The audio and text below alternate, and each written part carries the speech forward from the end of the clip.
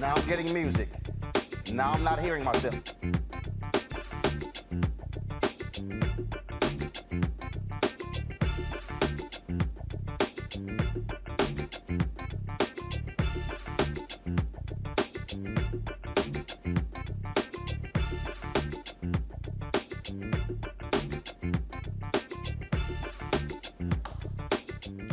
Today is Thursday, September 16, 2021. Coming up on Roland Martin Unfiltered. Oh my goodness. CBS, they announced this, I don't know what you want to call it, basically a competition, social activism. Oh, a lot of activists lit into them. Now they've admitted we screwed up. We'll be talking with Tiffany Lofton about that as well. COVID continues to spread all across the country. You will hear my interview with Dr. Anthony Fauci right here on Roland Martin Unfiltered. Derek Chauvin pleads not guilty to a civil rights violation for 2017 arrest of a 14-year-old boy. The prosecution may be close to ending its case in the R. Kelly trial. We'll talk with attorney Tammy Allison to break down what has happened so far. Folks, also on today's show, well, you know, more drama when it comes to Nicki Minaj. But I got to show y'all something. I got to show y'all this TV anchor in Trinidad. Let's just say he did not mince any words when it came to Nicki Minaj and her swollen balls friend of a cousin because he got the vaccine, which we all know is a damn lie. Wait till I show you what this brother had to say. It's time to bring the funk. I'm Roland Martin Unfiltered, streaming live on the Black Star Network. Let's go. He's got it. Whatever the biz, he's on it. Whatever it is, he's got the scoop, the fact, the find. And when it breaks, he's right on time and it's rolling. Best believe he's knowing. Putting it down from sports to news to politics. With entertainment just for kicks, he's rolling.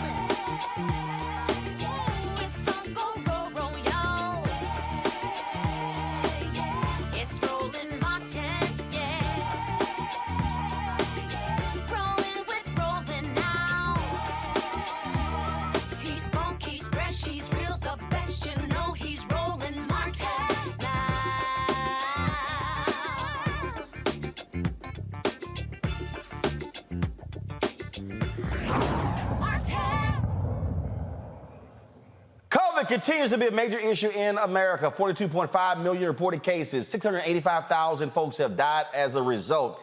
It's happening all across the country. And folks, one of the reasons is that we still see massive disinformation taking place. I had a chance to talk with Dr. Anthony Fauci, of course, who is America's leading infectious disease expert about that very issue. Here's our conversation. Should have been wanting to do this for quite some time. Good to be with you, Roland. Thank you for having me. So here's the deal. You've had to answer questions from comments from Nicki Minaj. I've been on social media dealing with Teddy Riley and other entertainers, and it's just been a deluge of misinformation. Do you believe that? Look, you're scientists. That folks who are scientists and doctors underestimated the power of misinformation. And when you go back, that we needed to have just this massive information campaign to fight that. I totally agree with what your premise is, Roland, is that given the social media and the extraordinary range that social media has, when you get misinformation, and there is a lot of mis and disinformation out there, the only way to counter that is to flood the system with correct information. And that's the reason why we've got to get more people out there who are talking using science and evidence as their base, as opposed to conjecture and conspiracy theories and all the kinds of things that go around. I mean, misinformation is really the enemy of public health. It just really is. If ever there was a time when we need facts and evidence, is when we're in a public health crisis like we are right now, with this historic epidemic a pandemic that we're going through. And I'll be honest, look, early on when we were reaching out to the folks who handle advertising, and we told them, we said, look, you better have a targeted campaign. I said, versus sort of this broad deal. Oftentimes folks want to focus on mainstream media. And I said, look, I'm telling you, I said, when this thing takes root, it's going to be very difficult to change people's minds. And so, I mean, I'm still dealing with people who were saying, oh, my goodness, what she said was correct. There's other people that if you're vaccinated, I mean, you can lose babies and people are going to be impotent and becoming sterile. And we probably have more than 100+ segments. And I purposely put on Black doctors talking to our audience.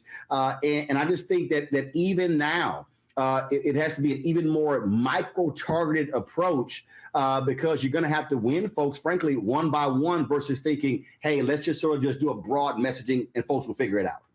Absolutely. And you got to get trusted messengers, people who trust them, peers, colleagues,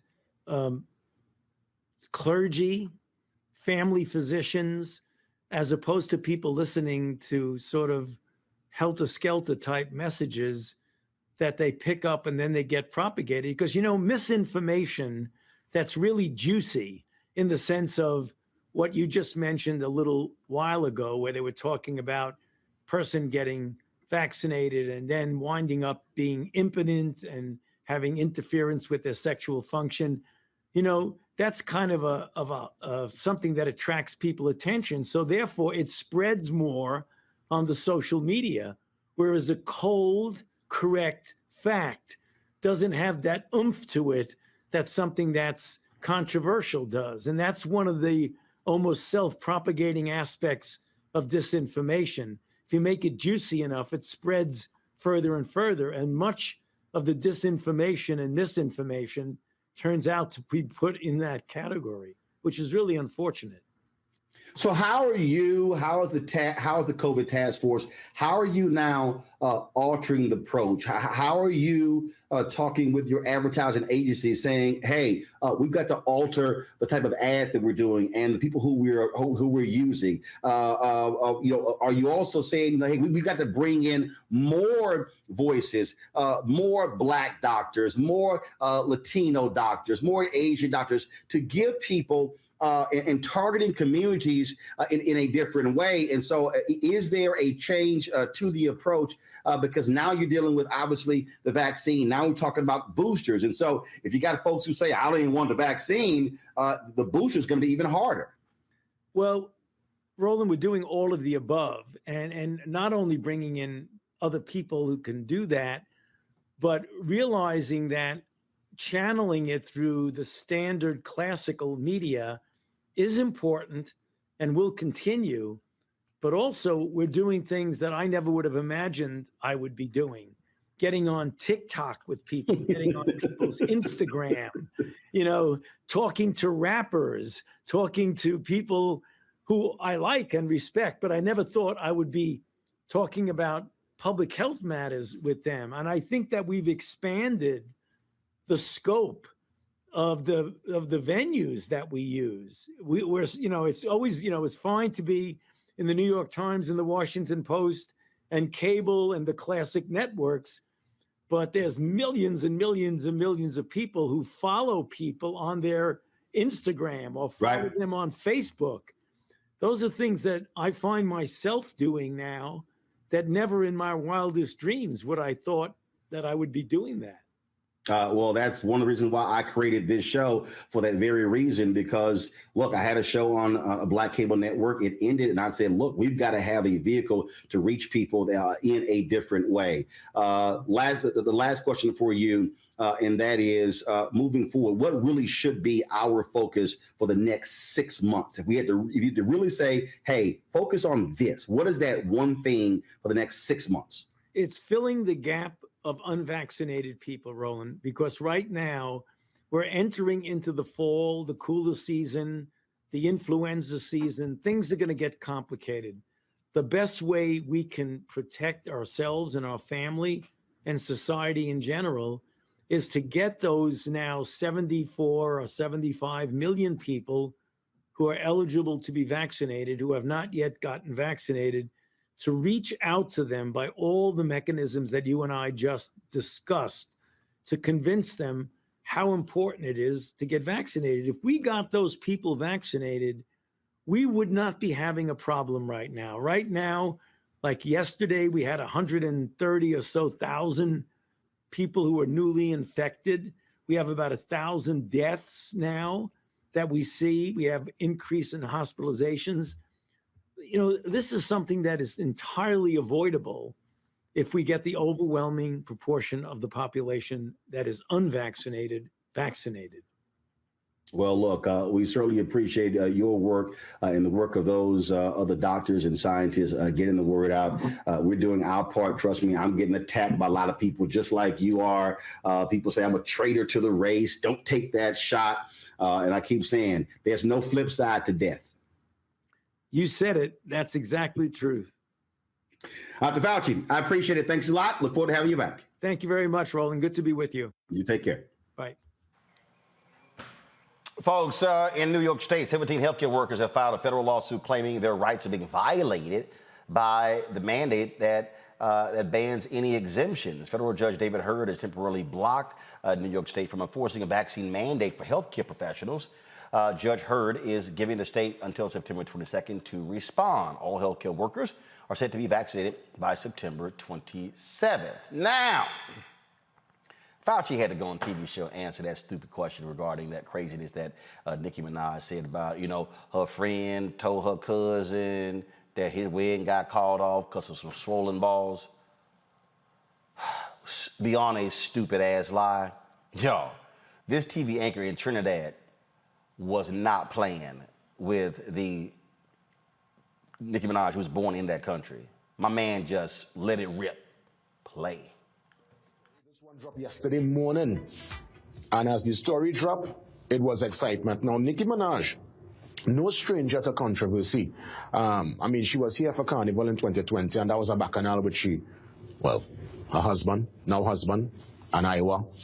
She would have made some outlandish statements over the years, but this one takes the cake. This is almost like what you would hear by a parlor, where somebody will tell you, well, your cousin, friend, neighbor say XYZ. I mean, come on, Nicki, you have 180 million followers.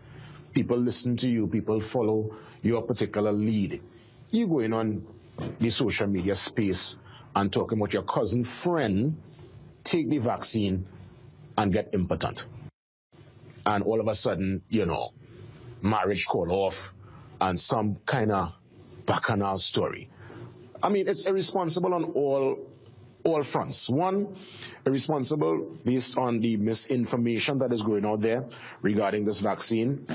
You know, there was no verification of the story. And furthermore, even on a personal note, even if this is the case, to expose your cousin friend's flat tire in the public domain like that. If the man have a flat tire, okay, he will work on that. You know, there's herbs and punch and certain things the man can eat and bring back our vibes. But don't come now and talk that kind of talk. The thing gets so hot. Jake Tapper on CNN yesterday at 4 o'clock talk about this with Dr. Fauci. Dr. Fauci is, of course, the U.S. That's their leading mind and specialist with this whole COVID-19 pushback and the fight against the COVID-19. And Dr. Fauci had to almost, you know, like the man was blindsided. He had to answer. And he said he didn't hold nothing personal against Nicki. I mean, I don't think we should per se, but Nicki, better than that. I honestly expected better.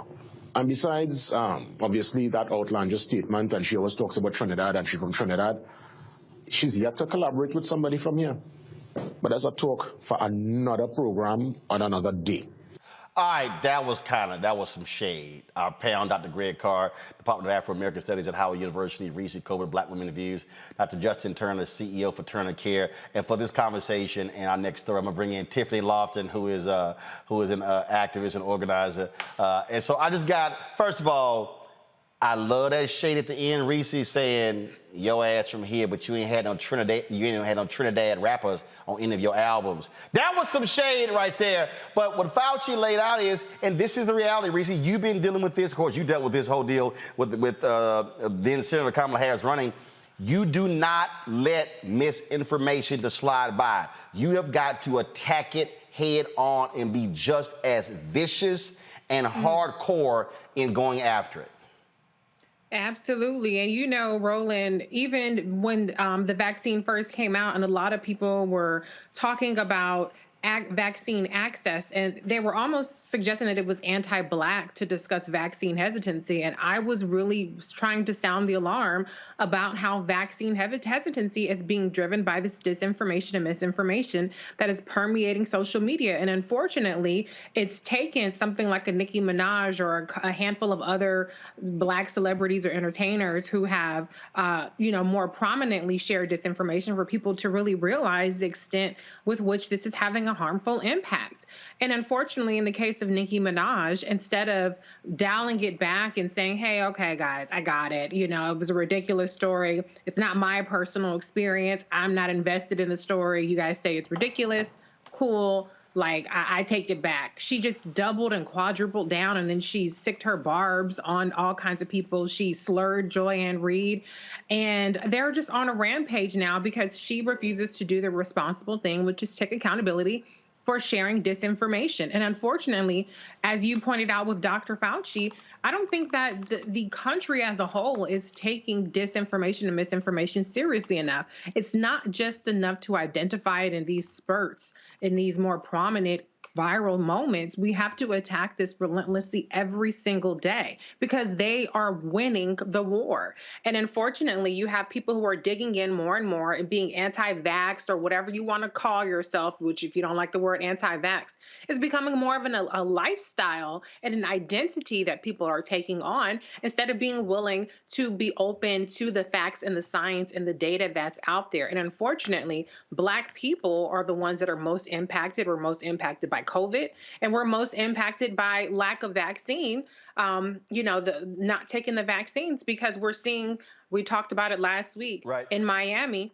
There were 13, at least at that time, there were 13 school staffers who had died. All of them were Black, right, and all of them were unvaccinated. So this is killing people in our community. It's not a laughing matter. Even though the story was absurd and it was a joke and it was ridiculous, it's not a laughing matter about this disinformation in our community. That's the point, Dr. Turner. This is life and death. That's what it boils down to.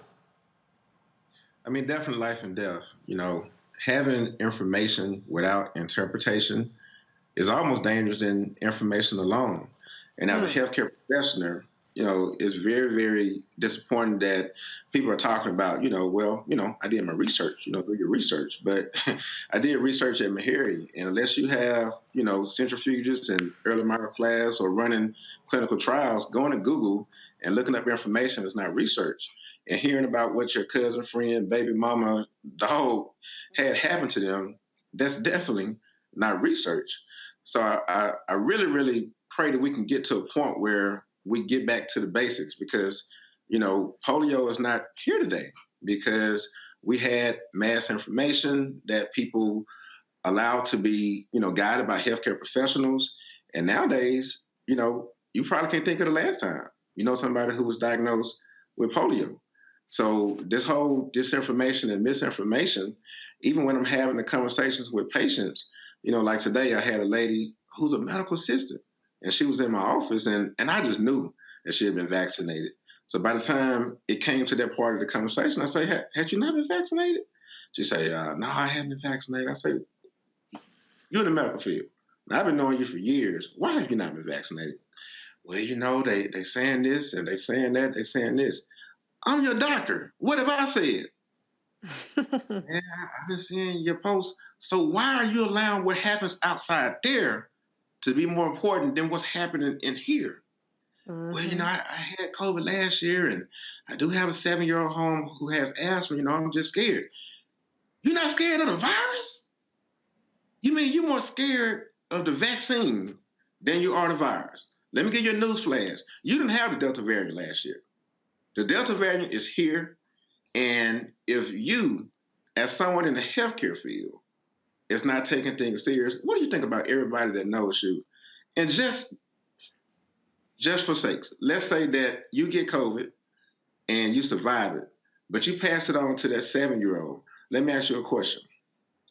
If that 7-year-old does not make it, are you literally willing to wake up every day, the rest of your life, living with that guilt, when all you had to do was to take a vaccine that reduces your risk of dying from it and reduces your risk of having severe disease? You say, Doc, when are y'all gonna get the vaccines in? I said, we're gonna get it in Monday, the next dose. We sold out right now. Yeah, I may need to come and get it next week. What you described actually just happened in Texas, Tiffany. A mother passed on COVID to her 4-year-old child. That child is now dead as a result of that. And the thing we talk about celebrities, we talk about impact. There's a flip side, Tiffany, when folks say, man, we really need our entertainers speaking out on issues. That's called informed entertainers speaking out on issues. If you add the numbers up for Nicki Minaj between Instagram, Twitter, TikTok, and Facebook, that's 240 million followers. She was live last night, Roland. I watched about 20 minutes of it. She was live on Instagram last night, and there were it was 99.7 thousand people. Watching her basically Instagram live. 100,000 people were watching. Watching her IG live last night. She was live last night. So let me put this in context. The live piece, okay? Let me put this in context. 100,000 people were watching a Nicki Minaj live video on Instagram last night, and to get 100,000 live viewers, we would do that in a month and a half.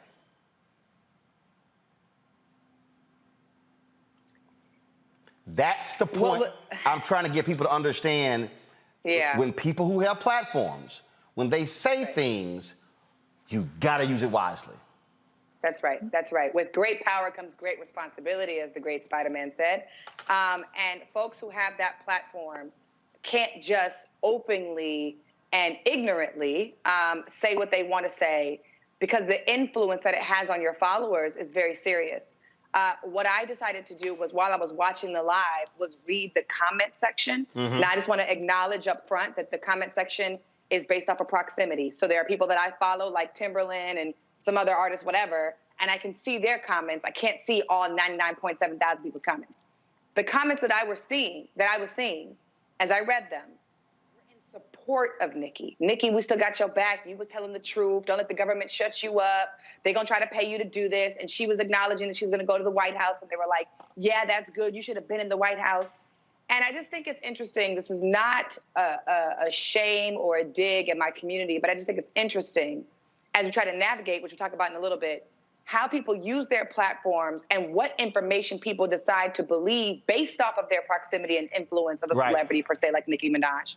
And more importantly, what people decide to take a very hard stance on. Boom. And what people decide to not focus on at all. Boom. Because I've been doing this work for about 13 years now. That's just the way it works. But it's really discouraging and hard to know that there are people who will stand up for Nicki Minaj over her baby daddy's friends' testicles blowing up, and then stand up for her in the name of this, but not stand up for other issues that are actually more pressing and present in their communities.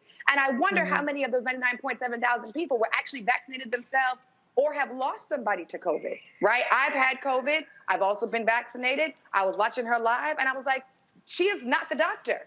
And you cannot play the victim because you said what you said. It is on record, and it is there forever.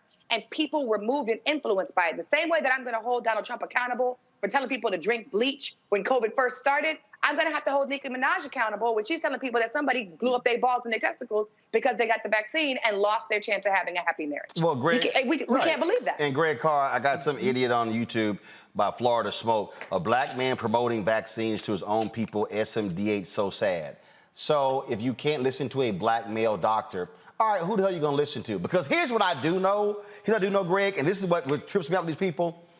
If somebody right now, if all of a sudden they go to the doctor and they say, you're diabetic, what are they going to say? yeah, I ain't believing you, doc. I'm just gonna keep going out there eating sweets and everything. All right, go have a diabetic coma and see what happens.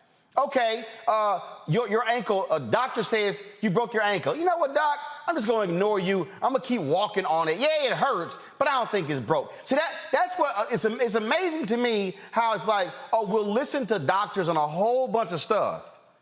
But then, no, I ain't gonna listen to the doctor on this stuff. Even though you're a black male doctor.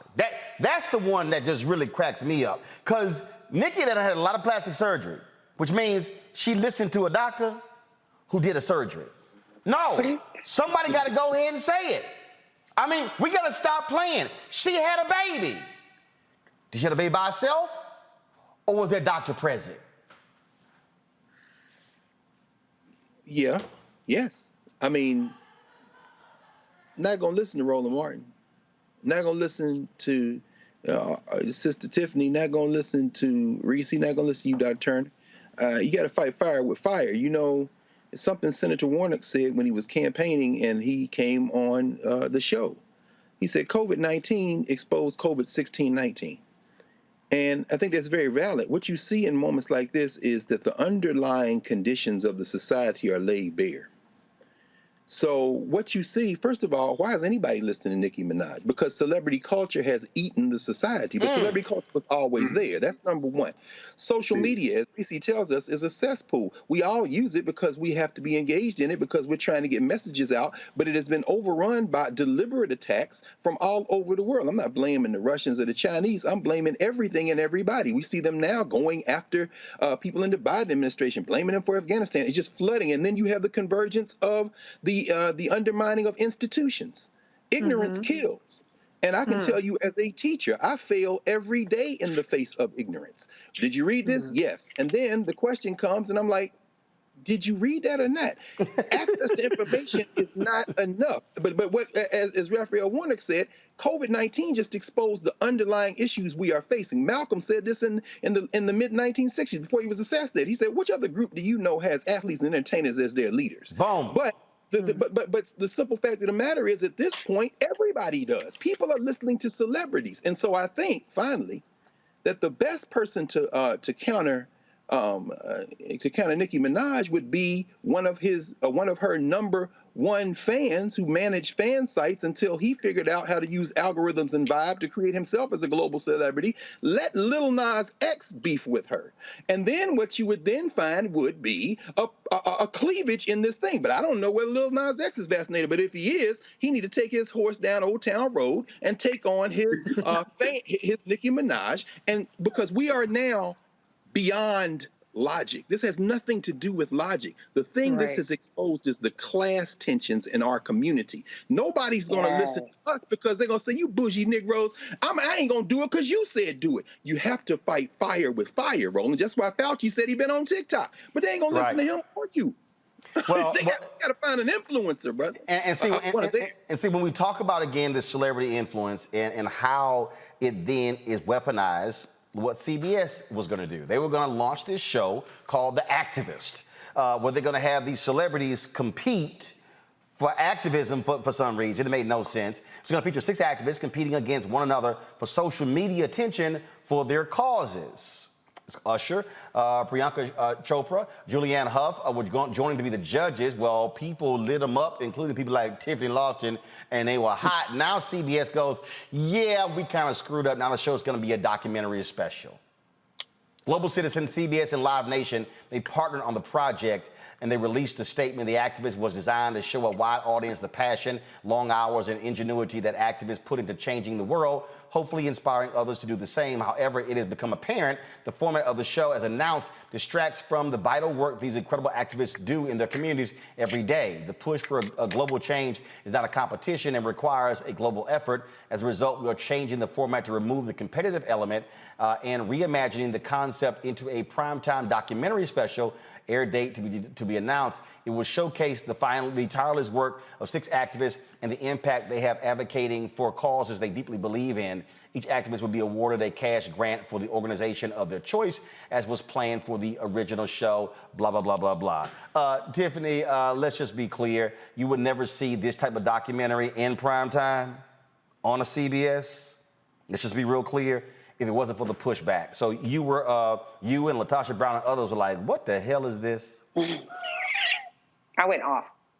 I let it rip. I went off. Let me say a few things. One, this was so insulting. It was a terribly dumb, stupid idea. Folks who do not participate in political action, who have not been committed to protest, to direct action, to campaign organizing, don't understand how much mental, physical, and spiritual energy and strength it takes to do this work. And this is not a comparison to other talents, Roland. This is just me talking about this particular show and this dumbass idea. There are people who are currently in jail right now because they protested Mike Brown's death. There are people who have been killed. There are people who have been shot at by white supremacists.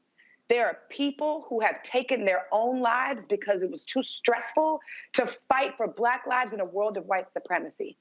So when I saw this article, I was immediately pissed off because I do not think, unlike talent shows, America's Next Top Model, American Idol, all these idol shows, which I do not watch at all, unlike them, the work of movement building and the issues, immigration, women's reproductive choice, canceling student debt, education, healthcare, COVID, union jobs, mass incarceration, ending police brutality, those things, voting rights, those things are not in competition with one another and never should be.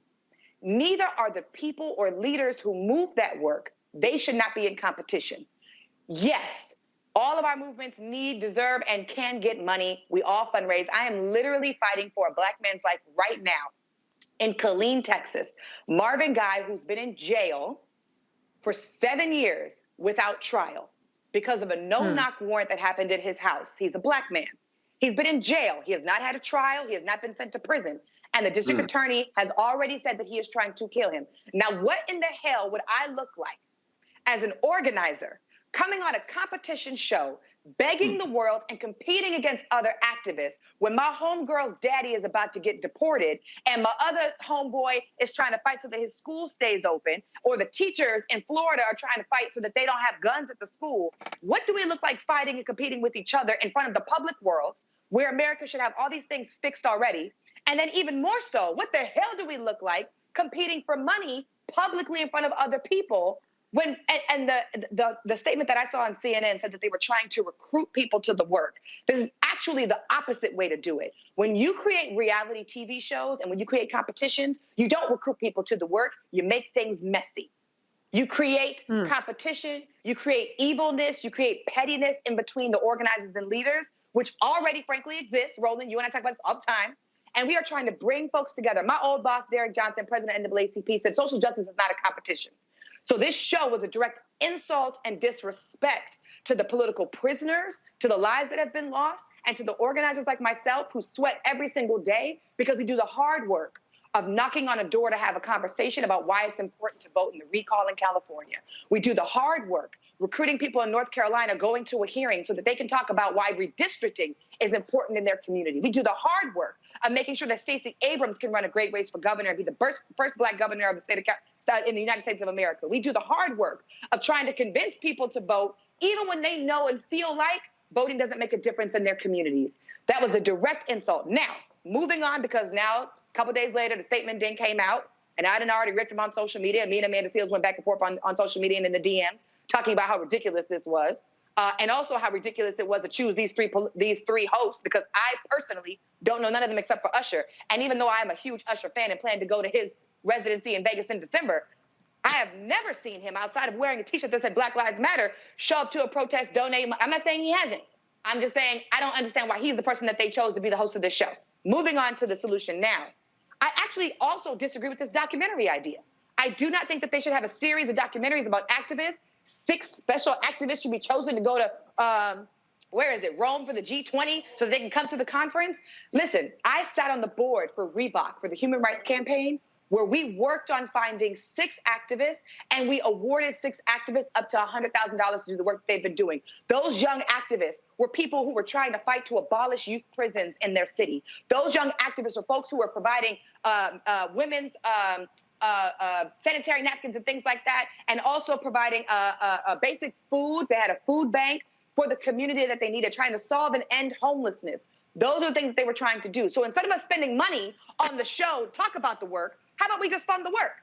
If Usher wants to get involved, if these judges want to get involved in the work, they can call me, and we can just put them and plug them into the campaign. If we wanted to focus on the actual work that was happening, then celebrities would align themselves with activists, organizers, leaders, and social justice organizations, and they would say, hey, this is the issue that I care about. What can I do to get involved? Now, I have worked with multiple celebrities who do that. Absolutely. Some of them do it for free, some of them do it for money, but they do it. If we really want to do that work, let's do that. There are documentaries that already exist, like Ava DuVernay's 13th. There's a documentary, The Khalif Browder Story. There's a documentary that I watched last night. It was not a documentary, but there's a show that I watched last night, Blood Brothers. Dr. Greg Carr has the show with Karen Hunter on Sundays. They just got finished talking about that. I watched that on the class. They also have a show, Self-Made. They also have a show, and these are all on Netflix, and they're all free. There's also Shape Moisture. I was on their board because we just funded 3 organizations up to $150,000 so that they can continue to do work that they wanted to do in the community. Money is being given out. Organizations are stepping up to the plate. This show is a dumb idea. The documentary is a dumb idea. And if they actually want to be invested in recruiting people to the movement, they can have a conversation with myself. They can fund the organizations that are doing the work on the ground, and they can help celebrities get connected to issues and organizations that align with the mission and the values of the work that they want to do. We will not make social justice a competition, especially when we're still out here fighting for basic stuff like voting rights. Now go catch your plane. Now go catch your plane. This is ridiculous, Uncle Roland. It's ridiculous. It really is ridiculous. I was so insulted. I was like, this is actually, I don't like reality shows. I don't like social media. It's already moving us into the age where things are in competition with each other. Right. Why is it that I am trying to fight Congress and trying to fight Texas so that women can make decisions over their own bodies? Why am I trying to end police brutality? Why are we trying to save Julius Jones's life in Oklahoma? That's enough competition in and of itself. I already have to fight America for America to do what I needed to do so that I can live free and black in this country. We do not need a show where I have to battle other people to do the same thing. That is stupid. Absolutely stupid. All right. You do have the flight to catch. I do got a flight to catch. I can't wait to see you. I love you. Dr. Greg Carr, I'm going to text you because, sir. Yes, ma'am. Dodge me no more. We have to have lunch or something. No doubt. And I'm sure you're going somewhere. Where you can do a yoga headstand. Go. You didn't see my IG? I just did that. You didn't see me? Yes, I saw it. Yes, I saw it. Stay black. I love y'all. Yes, love you too. Bye. The point that she makes there, Greg, is an important one because, again, and I'm putting these two together for a reason. When you talk about activism, we talk about even where we are, all these people who are talking about, even when we're talking about the vaccine information, you have the people who are like, oh, you're getting paid to say this. No, actually, we're not. Because you know what? Here's the whole deal. I haven't seen any Pfizer money, any Moderna money. We haven't seen any advertising from the federal government. So since all y'all keep saying I'm getting paid for it, please show me where in the hell the money is, because I got some other shit to pay for around here. So I'm just saying, y'all let me know that. But what both of these stories really illustrate is this celebrity-driven world that we're in, and what it has created, Greg.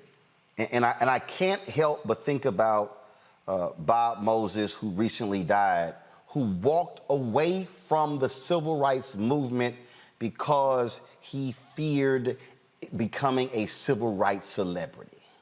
That's right.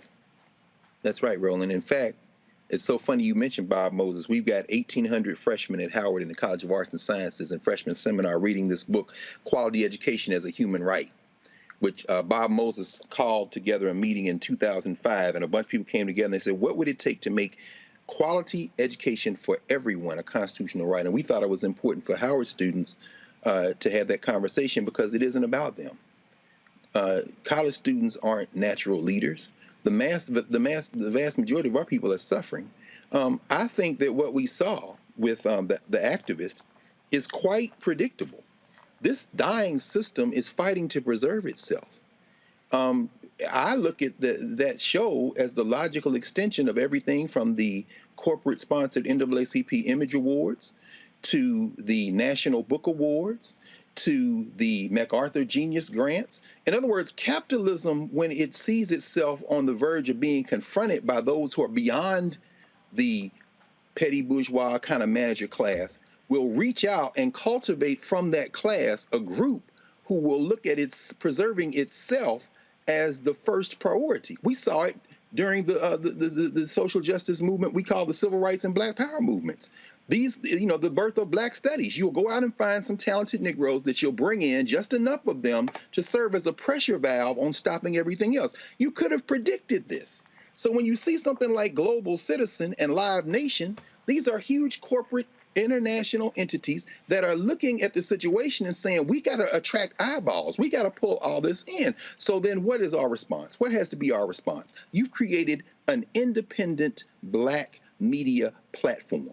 That has to be the counterbalance, just as the Chicago Defender, as you've told us and taught us many times, just as the Black press was, just like the Courier was, just like Freedom's Journal was. By the way, I have John Russworm's 5-time great-granddaughter in my class at Howard right now, and I told her yesterday, I'm going to tell you that she said hello to you because it blew my mind, man. I said, but my point is this independent Black press is the counterweight.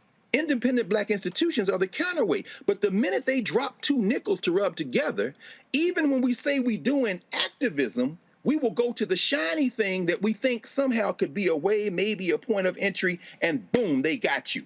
This isn't an outlier. This is the same thing. Liberation is not going to be funded by our open enemies. Those people Tiffany talking about, finally, those political prisoners that have been in jail for 50, 60 years, the Panthers, the Black Liberation Army, all these folks, the state is never going to stop oppressing Black people until we realize that you can't dilly-dally with capitalism. It's because they're never going to relent. They're never going to relent. And I just don't know how we counter that other than countering it.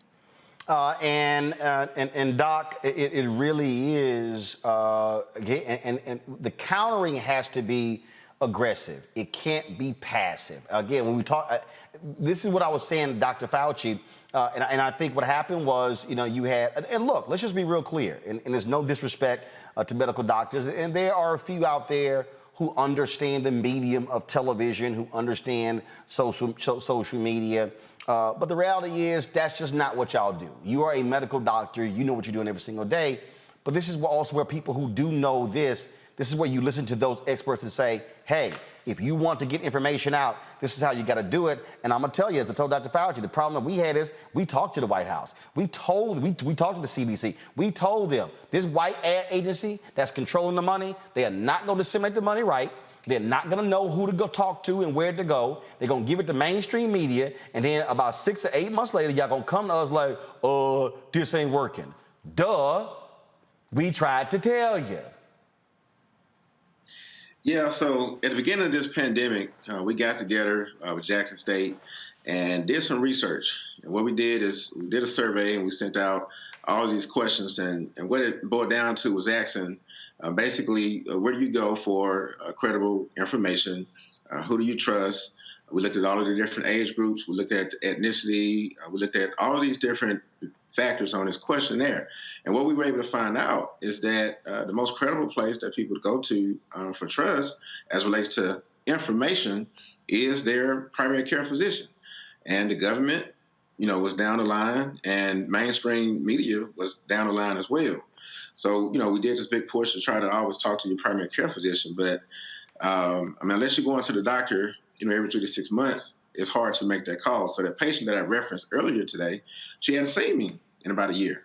So she has allowed the influence of everything else that's out there. Now, if everyone was listening to Roland Martin Unfiltered for their news, then they would be getting credible information. But the majority of the people that I talk to say, hey, look, I don't trust the news. You know, they have a narrative. You know, unfortunately, they're not like you all and the rest of the panelists who keep it real and it's understood. And if people, you know, took the time to actually listen to what we're doing, what you're doing, it would make a big difference. But they don't want to look at something for an hour or 2 hours. They just want a sound bite that has 2 minutes worth of information of somebody that's stated they're a doctor, but not really a doctor, and they going viral, and ooh, boom, there it is.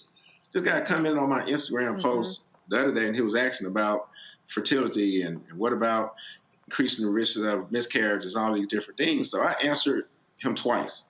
And the third time I was like, look, you have to schedule an appointment. I say, I can't teach you embryology, pathology, physiology, biology on social media in one day. And I'm also not going to keep going back and forth with you when an answer is not what you're trying to get. You want drama. And I just don't have time for that. You think he set up an appointment with me yet? No, he hasn't set up an appointment. So as it relates to misinformation, the only thing that we can do is counter that. And I'm not sure if everyone is aware that's listening, but there's a school district in San Francisco that has about 50,000 students and staff. Guess how many outbreaks they have had since vaccinations have been out? 0. What they have done they have achieved a 90% vaccination rate amongst individuals aged 12 through 17. They have the social distancing measures in place. They've been very, very strict out there, and they have had 0 outbreaks. They have had some cases, and the exact number is 227 cases. So 227 cases out of about 50,000 people, that's students and staff. That's the recipe. And our goal initially was to try to get 7% vaccination rate. But we got comfortable. I guess we had premature success, which is dangerous sometimes in success, and people start getting vaccinated. And what happened? We got the Delta variant. And here we are. We got caught with our pants down, and we've been trying to play catch up ever since. So the information is there. The example, as far as what they're doing in San Francisco School District, is showing what we need to do to get ahead. So how do we take the information that we're providing on this panel with all these different sources, and like Dr. Carr said, how to meet them where they are with this information? But you know, Reese, you made this point. I see you make it all the time. You get a little perturbed at people who are real quick to share video clips from mainstream media outlets, even those hosted by Black hosts, when those same things they're sharing, we literally said 2, 3, 4, 5 weeks earlier on Roland Martin Unfiltered, and you're like, if y'all blue check Black people had the same intensity of sharing Black-owned media stuff, then maybe our folks would be informed. And that's really what it boils down to. I am constantly saying to people, the first lecture I gave at Fisk a couple of weeks ago, I said real simple: the money follows your eyeballs.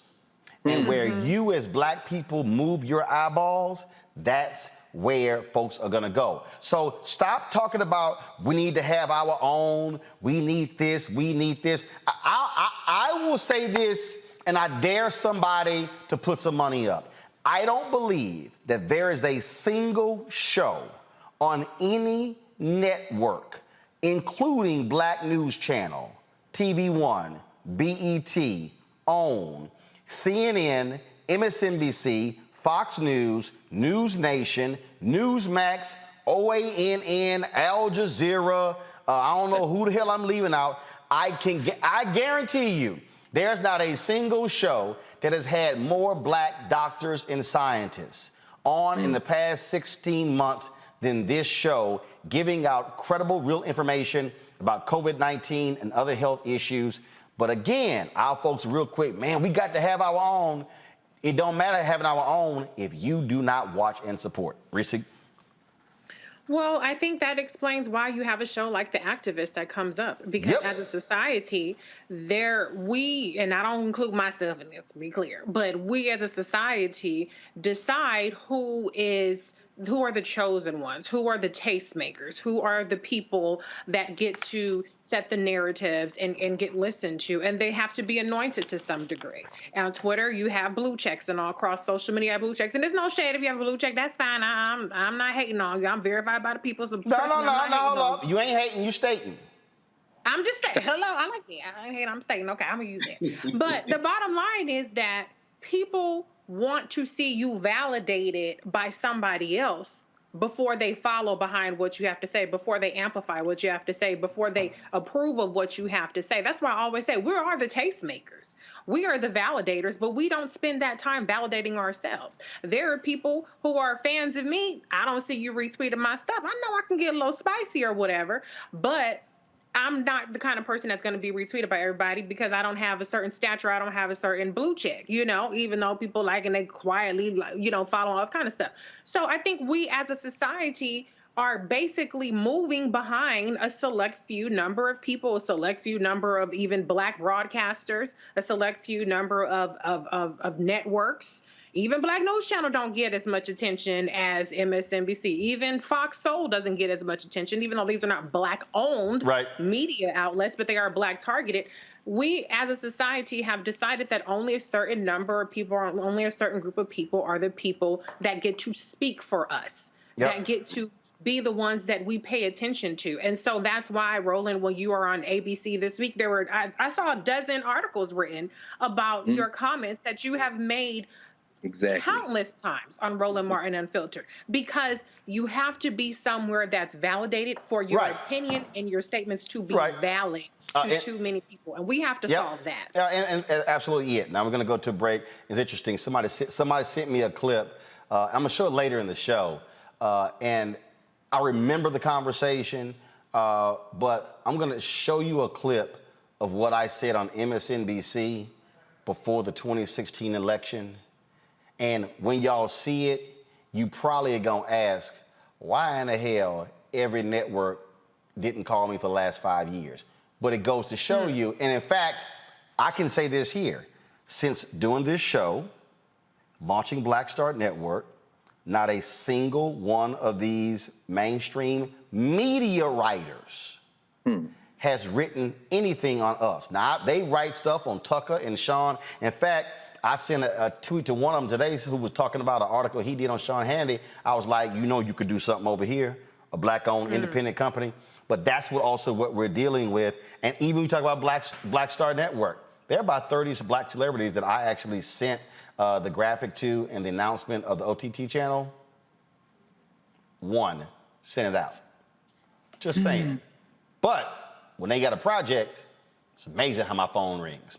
Folks, if y'all want to support what we do, we're going to go to a break. When we come back, we're going to talk about these federal charges against Derek Chauvin. Folks, you can support what we do. Of course, joining our Bring the Funk fan club. Every dollar you get goes to support the show. Cash App, $RM Unfiltered. Venmo is RM Unfiltered as well. PayPal is R Martin Unfiltered. Zelle, Roland at RolandSMartin.com. Roland at RolandMartinUnfiltered.com. Also, folks, we are streaming on the Black Star Network, our OTT network. We're on every single platform: Apple phone, Android phone, Apple TV, Amazon Fire, Amazon TV, Roku, Samsung, Xbox. Come on, guys, let's go. Show the Black Star Network graphic. Let's go. Thank you very much. And so again, iPhone, Android TV, Roku, Fire TV, Xbox, Smart TV, all of that. Support what we do. Download the app. We're past 10,000. Now we're trying to hit 20,000. Got to go to break. We'll be back. Roland Martin Unfiltered on Black Star Network. I believe that people our age have lost the ability to focus the discipline on the art of organizing. The challenges, there's so many of them and they're complex. And we need to be moving to address them. But I'm able to say, watch out, Tiffany. I know this road. That is so freaking dope.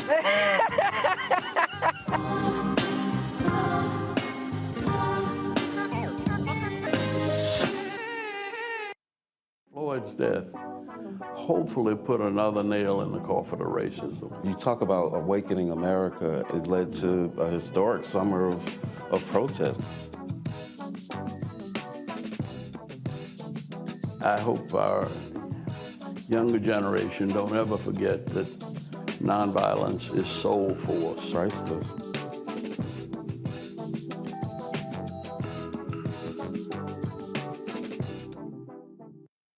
Riddle. What's up, y'all? I'm Will Packer. I'm Chrisette Michelle. Hi, I'm Chaley Rose, and you're watching Roland Martin Unfiltered. Now, of course, Derek Chauvin, who killed George Floyd, is going to prison. He was convicted in state court, but remember, there were still federal charges, not just in the George Floyd case. What happened was there was another case that was being investigated, all right? Now, he has now pled not guilty to federal charges against him involving a 14-year-old boy. According to prosecutors, Chauvin held the boy by the throat and hit him in the head with a flashlight in 2017. Those charges are separate, again, from the case involving George Floyd in 2020. Now, earlier this week, Chauvin and the 3 other officers pled not guilty to the federal charges in the Floyd case. Chauvin is currently serving a 22-and-a-half-year prison sentence for the state conviction. Joining me now is attorney Christopher Brown, who specializes in excessive force cases. First and foremost, you're actually based where, Attorney Brown? I don't hear you. Northern Virginia, Washington, D.C. area. All right, so here's the thing that's interesting. This case is from 2017. This is 2021. Floyd's killed in 2020. What the hell took so long to hit him with federal charges in that case? Maybe if he was dealt with between 2017 and 2020, he would not have been in a position to kill George Floyd. And George Floyd might still be with us. But it's people like you, and it's the attention that the public brought on the atrocious behavior of Derek Chauvin in the killing of George Floyd that's going to push the Justice Department to try to do the right thing here. I mean, you hate to think they're playing catch up. They should be leading the charge, but unfortunately that wasn't the case. And so these federal charges, so explain to folks again, obviously state charges are totally different. The federal civil rights charges, that's also a different animal as well, because when Attorney General Eric Holder was there, he complained about the high threshold they had to meet the federal standard. It is high. Now, the first question I always get is, what about double jeopardy? That's not quite what's going on here, right? They're bringing these indictments under 18 U.S.C. 242, which is a civil rights statute. It's for criminal behavior, and it has a high bar. It has to show that they deliberately did what they did. They essentially knew what they were doing, and they did it anyway. Now, that's going to be tough for the other 3 officers. Kung, I'm sure I'm pronouncing his name wrong, and Tao. Those 2 are being indicted on account for failing to give aid, and all 4 of them are being indicted for failing to give medical aid. Kung and Tao are being indicted for failing to intervene and stop Chauvin, and Chauvin has a count against him for violating Floyd's civil rights by keeping his knee on his neck and killing him. So, and when we say a violation of federal civil rights the federal civil rights violations, also explain that. What does that actually mean? That means that there's a civil rights statute that's in place to protect people's constitutional rights from people doing what anybody else can do to you in the public, but there's a special protection if someone does it under color of state law. And these officers, the allegation in the indictment is that under color of state law and the authority they possessed, they engaged in behavior that violated the civil rights of George Floyd. That is, his right to be free from unreasonable seizure, to be free from excessive force, to have the other officers provide aid if someone is violating his rights, and to have them seek medical attention appropriately and timely in order to try to save his life. And also, when you say civil rights, meaning, because that was the case, I remember with the Chauvin deal, is that you have the right to walk down the street. You have the right to drive. You have the right. So when they say your federally protected civil rights, you have, that includes your right to just be free, and that restricts your movement. Is that what factors in when they say a federal civil rights charge? Look, when we're talking about all you hear in the news about freedoms, whichever side of the aisle you're hearing from, this is what we're talking about. These civil rights statutes protect our freedoms, not to be, unfairly investigated, not to have our property or our person taken or abused, not to be the subject of excessive force, not to be held against our will without probable cause, etc. So when you hear all this talk about our freedoms, this is in fact what we're talking about.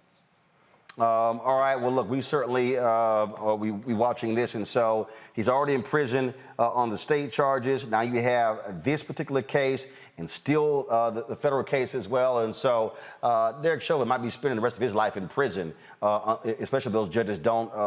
If he's convicted, they don't serve concurrently. Well, they will be served consecutively, right? But I got to tell you, it's great to see some more attention placed on the significance of this situation, because there's been a little dearth of news lately with respect to excessive force against people of color. And even though he'll serve consecutively, he can get 10 years associated with death. He could get life or even the death penalty. That is very unlikely. And while I think Chauvin was 45 when he was sentenced, he's got 22 years on the state case. He could be out in 15. If he served 10 or 20 on this, he's going to be 65 years old. Is that good enough? If you ask me, no. But it's the way it is. But it's at least nice to have some more attention on this point so we can continue to make efforts toward improving the situation out here for people of color and dealing with officers and the use of excessive force. All right, Attorney Christopher Brown, we certainly appreciate it. Thank you so very much. Thank you so much, Roland.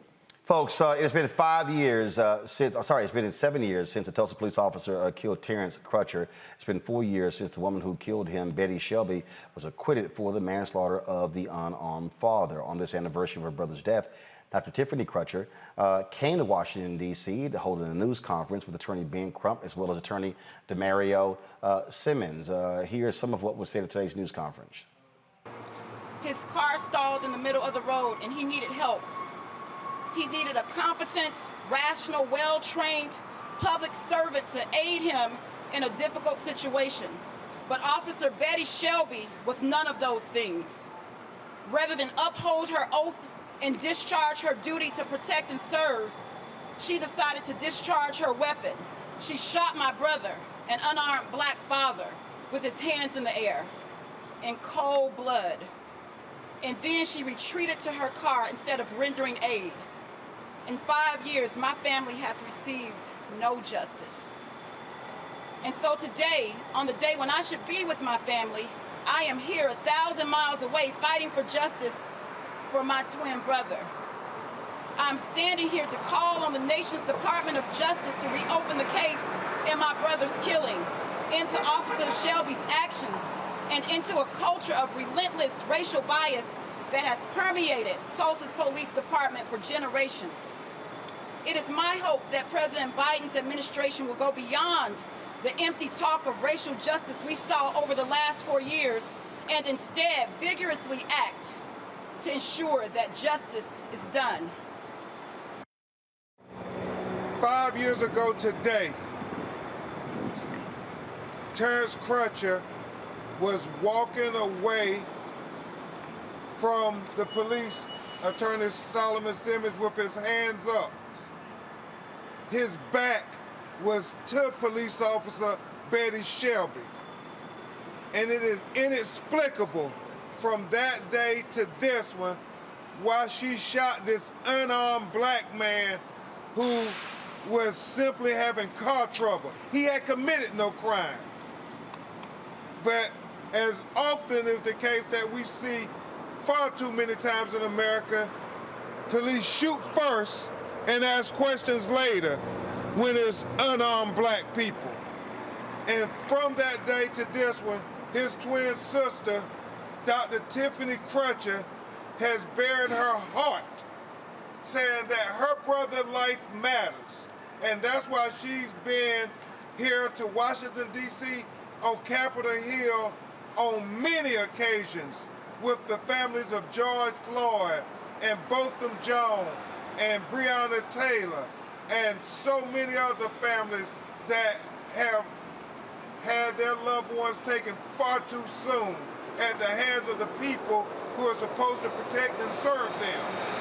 And just yesterday, on the eve of the 5-year anniversary, Dr. Crutcher and Attorney Solomon Simmons and others were on Capitol Hill, and they were trying to get support for the George Floyd Justice and Policing Act so we will have meaningful police reform because her brother's blood is on that legislation.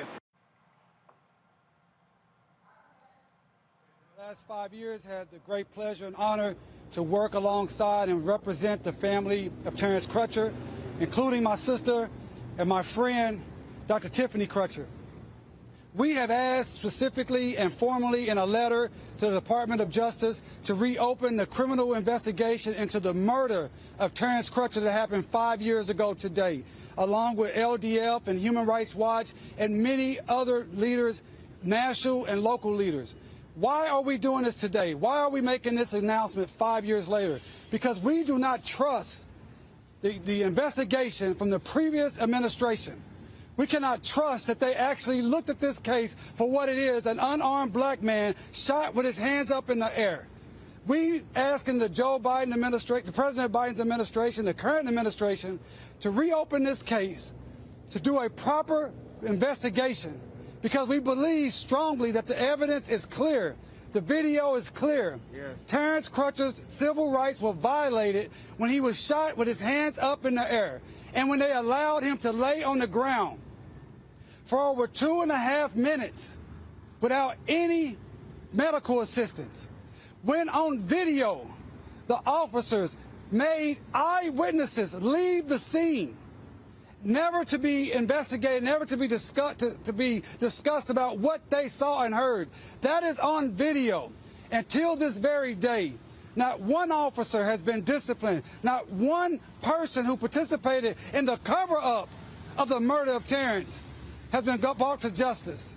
And that is why we're asking for this administration, an administration that is built upon racial equity and civil rights, to reopen this investigation and to open a civil practice and patterns investigation into the Tulsa Police Department.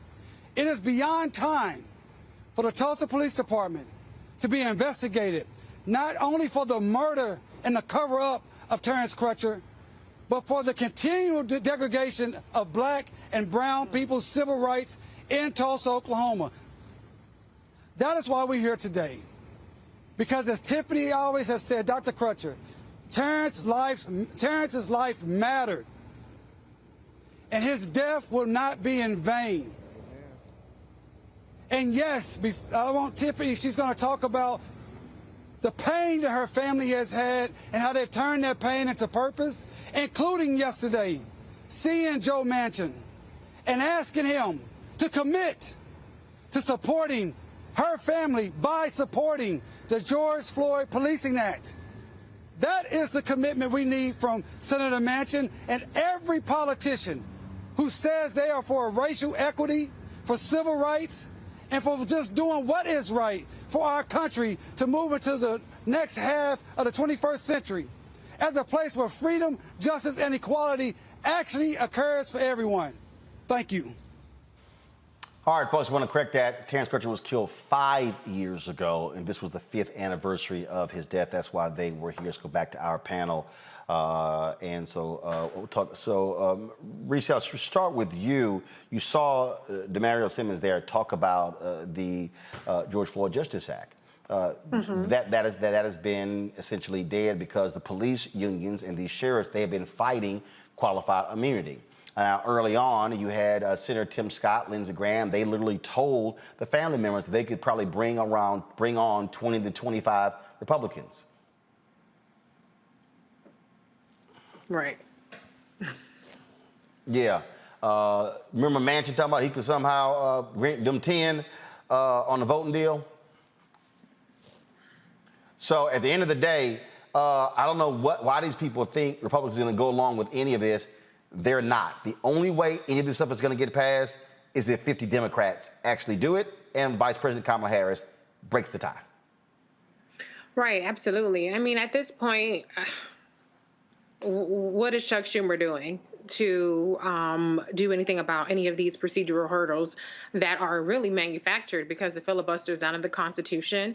And basically, he's allowing his caucus to be held hostage by Joe Manchin, Kristen Sinema, and whoever else is secretly against the filibuster. Or maybe they're not being held hostage. Maybe they're just, the votes just aren't there, even with the filibuster being removed. But the bottom line is that there are so many limitations when it comes to, and hindrances when it comes to getting justice for families who are victims of police brutality. I mean, my heart goes out to Terrence Crutcher's family and all of these families. And I think I noticed that they, you know, frequently want to reopen investigations, and they rarely ever result in any kind of different results. And it's not a matter of depravity for the family, but it's a matter of law and the way that the laws are written. And that's why getting things like the George Floyd Justice and Policing Act or some iteration of it is one of the ways that you can kind of get maybe perhaps some sort of relief in the law. But I am encouraged, at least today, we saw Vanita Gupta and Biden-Harris DOJ come out and talk about how they're going to open up pattern and practices investigations in Phoenix and Minneapolis, and I think there is one more, I forget off the top of my head, but they're going to be a lot more aggressive about how federal funding is being allocated to police departments that are violating civil rights, and trying to use that stick to punish those police departments that are racial profiling and doing things that are racist and terrorizing Black citizens, Black and brown citizens. So unfortunately, there are no warm and fuzzy feelings that you're going to ever get from any of these stories, because the police, we have a country that has wholesale bought in to the police basically being above the law. There's no political will to do much about, or I shouldn't say no political will, but there's not enough political will to do anything about it. So at most what we'll see is whatever is going to come out of these consent decrees and investigations that were completely halted and not at all enforced under the Trump administration. That's the best case scenario, unfortunately, here.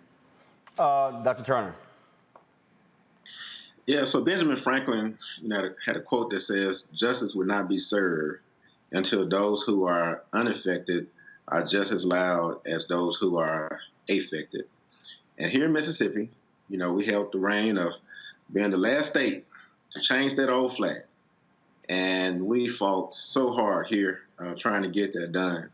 And my heart goes out as well to, the family of Terrence, as well as so many others. But it wasn't until after George Floyd's death and the presence of social media, and that's actually one place where we can be thankful for social media because of the pressure that it allowed us to be able to have as one voice, as one race. But there's a state medical association that pretty much every state in our nation has. And Minnesota State Medical Association put out a statement, and it talked about how, there's basically injustice in health. And as a health organization, we're going to say in solidarity that we speak up and we stand against it. And here in Mississippi, we try to do the same thing. Actually, University of Mississippi Medical Center, a place where at one time doctors like myself, we couldn't go and practice medicine. They actually led a silent protest where you had doctors, and most didn't look like me, as well as nurses and staff, and they sat out there for several minutes, in silence. And I was shocked, because we're not where we used to be, but we're a whole lot more ahead of where we've been. And until we get more people that don't look like us to really speak up and stand out, and like you said, Roland, not putting power over patriotism, then it's going to be hard for us to, get to where we need to be. I'm constantly challenging my colleagues that don't look like us. You guys got to speak out. I mean, we're talking about what we can do in Mississippi. I'm not sure if y'all heard, but now Mississippi is #1 in the nation per capita with COVID cases. And I'm on task force, and we're talking about what else can we do. I'm like, you all can talk to the person that you all finance in the campaign, the governor. He has the biggest influence. If you all are not funneling him money, then that's going to make a difference. And sadly to say, it takes moving money to move problems. So whether that's getting players like the ones that basically said in Mississippi, hey, I'm not going to play if that flag is not changed, or the SEC saying, hey, look, we're not going to allow you all to have a national championship played in Mississippi unless you all take down the flag, you know, a little bit later on down the road, the flag was taken down. So I pray that we can get to a day where money doesn't have to make things move, but we really need the voices of those who are unaffected to be just as loud as us. And Benjamin Franklin gave that quote a long time ago. How far have we come? Greg? Yes, sir. As we sit here in the DMV awaiting the hillbilly horde that is coming to town on Saturday for the Justice for J6 rally, I'll contribute a quote Dr. Turner from somebody a little closer to me, my Alabama-born mother, Catherine Carr, was wont to say from time to time, white folks do what they want to do. So the point is this: Joe Manchin, you cosplay coal miner, bought and paid for by the fossil fuel industry. Joe Manchin will vote for whatever the hell the streets tell him to vote if there's enough people in the streets. These people are never going to be in coalition for justice. I mean, I'll quote another black woman, another prayer warrior, and that's Terrence Crutcher's mother. Terrence Crutcher's mother, Leanna, said, "There is no justice. My son is gone. I want closure." And so when we see Dr. Crutcher there, we understand that the villain of this piece is represented by Betty Shelby. Good old murdering Betty Shelby, who has had her record expunged, who was rehired by that police force, then moved to a sheriff's unit outside of Tulsa, where the leader of that unit supported her. Then she and her husband are currently in some witness protection. They're probably in Idaho or Montana somewhere, living the good life off of them GoFundMe funds that was raising. Meanwhile, her record has been expunged. She didn't do anything wrong. White folk do what they want to do. And with all due respect to our brothers, Brother Crump, you know, Brother DeMario, I see those brothers there, but it's time now for a different tactic to join the tactic of discussion and asking and organizing and visiting offices. The streets must be flooded now by those who understand where we live. We have a fundamental misunderstanding of where we live. There has never been a time when there was a we called the United States. This criminal enterprise has been built on the dehumanizing of black people, on the dehumanizing of Native Americans. Policing as a concept cannot be reformed because it is doing what it is supposed to do. You're not going to put Daniel Pentangelo in jail. You might not even see those other 3 cops that helped Derek Chauvin get charged with third-degree manslaughter because the Supreme Court of Minnesota yesterday overturned the conviction of Muhammad Noor on that thing, and you might see Derek Chauvin go back in to see if his conviction on that term can be overturned. In other words, it's doing what it was designed to do. There is no amount of eloquent pleading and losing, quite frankly, my friend Ben Crump. There's no amount of eloquent pleading and serial losing and negotiating settlements, which can help the family. I'm not saying anything about that will win. What is going to win is when Joe Manchin looks out of his houseboat on the Potomac and sees too many people for him to keep playing that Cosby and runs his ass to the damn floor of the United States Senate and votes the right way for fear of his life. Until we learn that white folks do what they want to do, everything else is just an academic conversation, friends. Folks, let's go to California, where a probe into the 2019 death of Elijah McClain uncovers problems within the Aurora Police Department. Colorado Attorney General Phil Weiser describes some of the findings from the report. This investigation concluded that the Aurora Police Department and Aurora Fire and Rescue have a pattern and practice of violating rights secured by state and federal law. Specifically, we found that Aurora Police has a pattern and practice of racially biased policing, using excessive force and failing to record required information when it interacts with the community. Moreover, we concluded that Aurora Fire has a pattern and practice of administering ketamine in violation of the law. So if you put the Rural Police Department, then you start putting these other departments they're investigating, and all of a sudden you start realizing you're 5, 10, 20, 30, 50, we can go on and on. What happened to all of those few bad apples, Reese? Well, like Dr. Carr said, I mean, the system is working as designed. This is not a bug, it is a feature.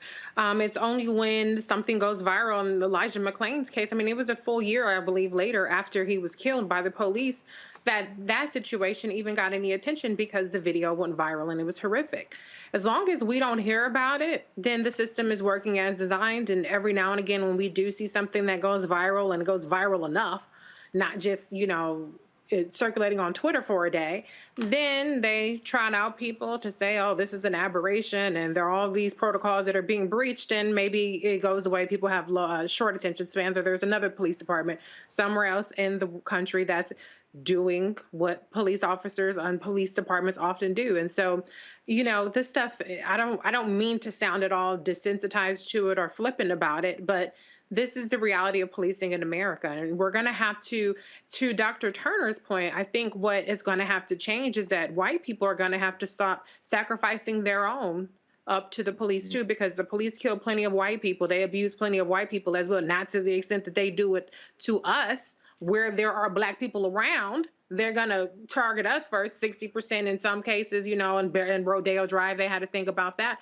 But when there are places where there are no black people around, the white people are the ones that are getting it. But to date, the white folks have decided that they're willing to subject their brethren and their sisterin to these corrupt police forces just so that they can keep the blacks and the browns in line. The thing here is, and this is where, Greg, an aggressive Department of Justice matters. This also, for the people out there who say, oh, Joe Biden, he racist, he the same as Donald Trump. I'm just going to hold up to you. Trump Department of Justice, where they said we're going to pull back on consent decrees. Mm-hmm. We're going to sit here and not investigate police departments. Biden Department of Justice, where Vanita Gupta is over there, Christian Clark is over there. What they are announcing, and not just this here, they also announced, I'm going to pull up in a second, this investigation, give me 1 second, of one of these jail conditions in one of these states. Give me 1 second. Justice Department, they announced investigation into the conditions in Georgia prisons. So again, for all the people who said, oh, this is the same, they're the same, this is how you show the difference.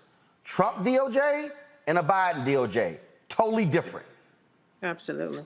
Yes. I think, and this is the challenge of struggle. We heard earlier, as Tiffany was talking, struggle is not something that is won like a television episode over 20 minutes with commercial breaks. Struggle is waged incrementally.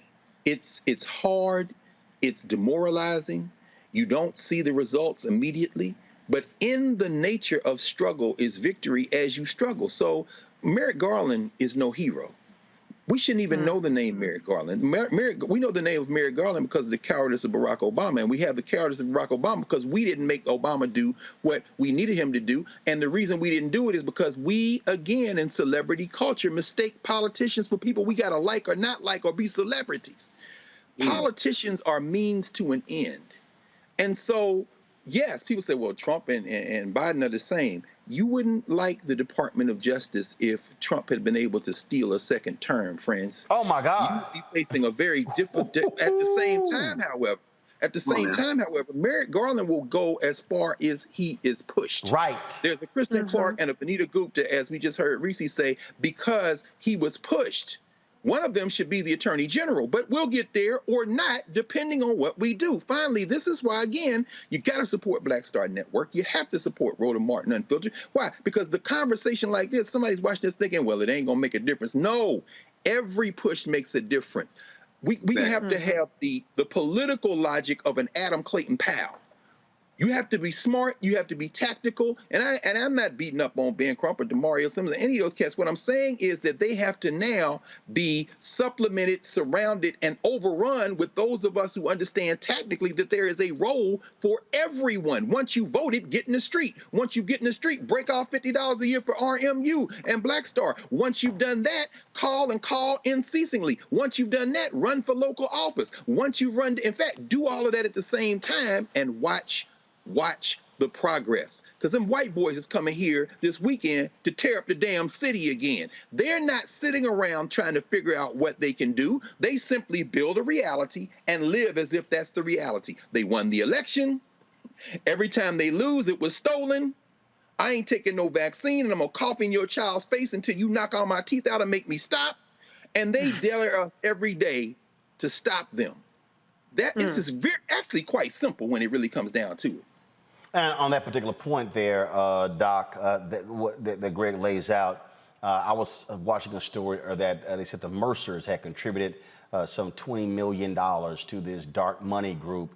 Well, they don't have to actually disclose who their donors are. I mean, look, the reality is these folks, they don't want an aggressive Department of Justice. They don't want an aggressive SEC. They don't want an aggressive Food and Drug Administration, an aggressive CDC. They understand that how Trump gutted the Department of Agriculture, gutted the Environmental Protection Agency, the EPA, gutted all of these different places, them being in charge during a census year, the gathering of that information, that made a difference in terms of how many people got counted. And so it's walking people through these things. And when we talk about this stuff, you cannot just say, well, I'm just going to be only committed to social justice and criminal justice reform without realizing if you do not have the people in place who are more likely to support your issues, then you ain't changing a damn thing. You're not changing anything. Which you see there in Mississippi with the yahoos that are in the governor's mansion in the legislature. Yeah, I don't understand. I mean, we still here fighting, talking about Medicaid expansion, which has been proven over and over that basically the benefits outweigh the risk, that there's a whole lot of economic opportunity. We've been fighting for decades to get the approval of being able to have a lottery. They finally did. We had a black politician that had been trying to lead that for probably 20-something years. So we have it now. And now we got more funds coming in to fix some of these broken roads that's been messed up for years. To try to make it simple, like our previous speakers have stated, everybody plays a role in this fight. And silence gives consent. And it's time for all of us to realize that we have some capacity to be able to get where we need to get. So if you think about the human body, we got the head, we got the hands, we got the heart, we got the lungs, we got all these different parts. My heart can't say, you know what, man, I'm going to take a break for a couple of months. I'm just going to let the lungs and the brain work that thing out. My brain can't say, you know what, I'm tired. This doesn't appear to be affecting me. So right now, I'm going to let the hands deal with this, and I'm going to let the gastrointestinal system deal with that. Every part of the body is always working together. Even when you're sleeping, the body is working. When you're sleeping, the heart is pumping.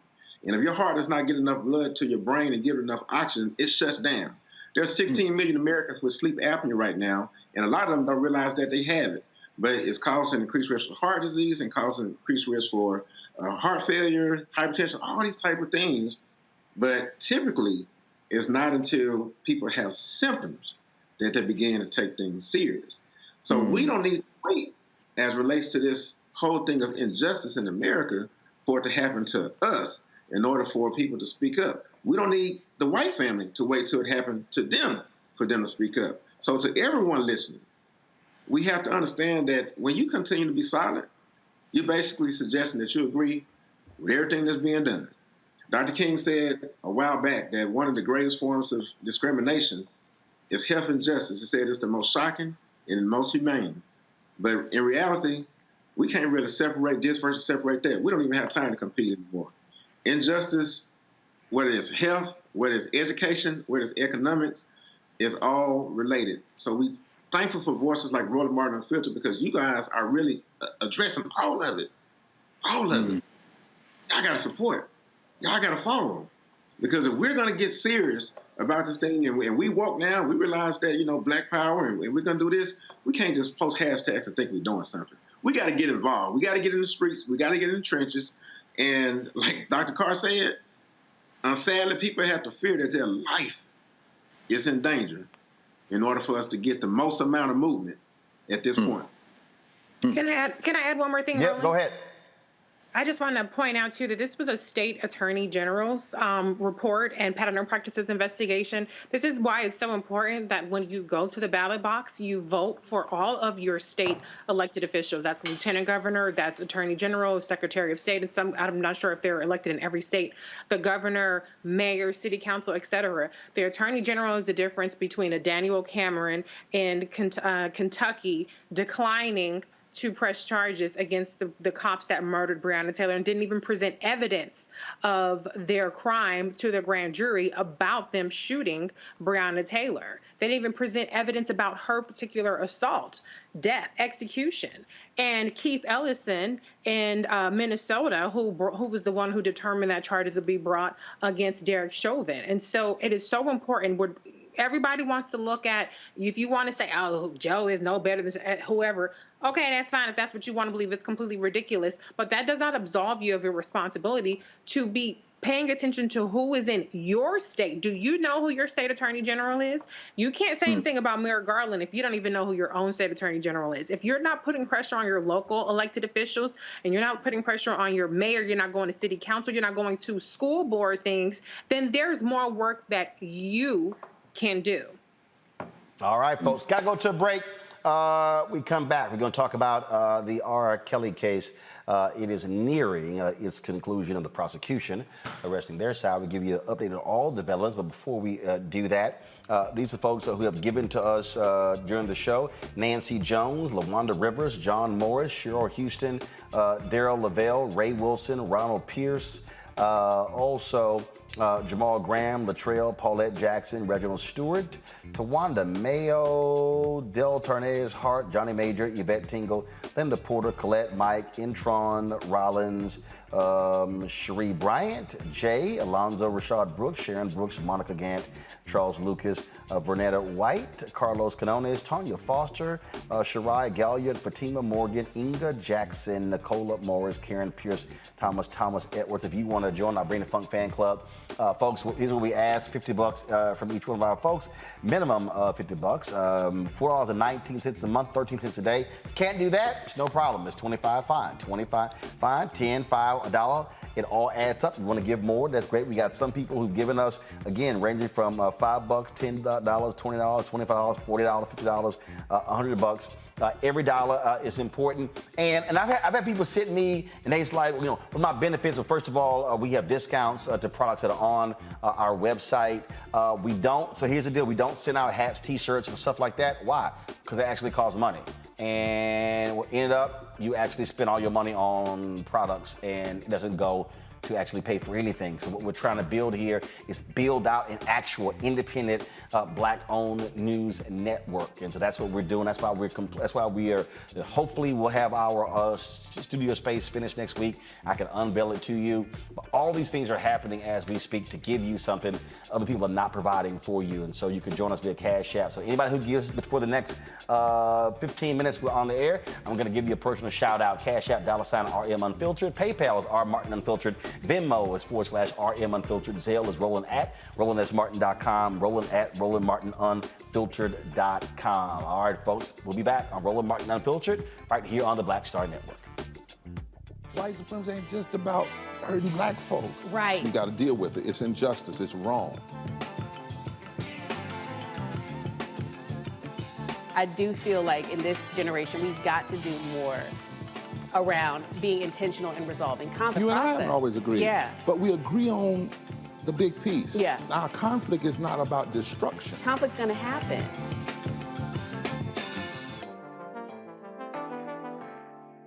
Before Till's murder, we saw struggle for civil rights as something grown-ups did. I feel that the generations before us have offered a lot of instruction. Organizing is really one of the only things that gives me the sanity and makes me feel purposeful. When Emmett Till was murdered, that's what attracted our attention.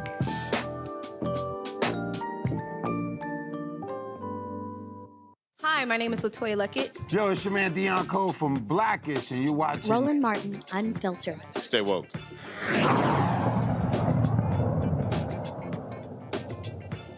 All right, folks, since the trial began, witness after witness testified about the horrors of R. Kelly. It has been a damning testimony that we have seen each and every single day in the trial.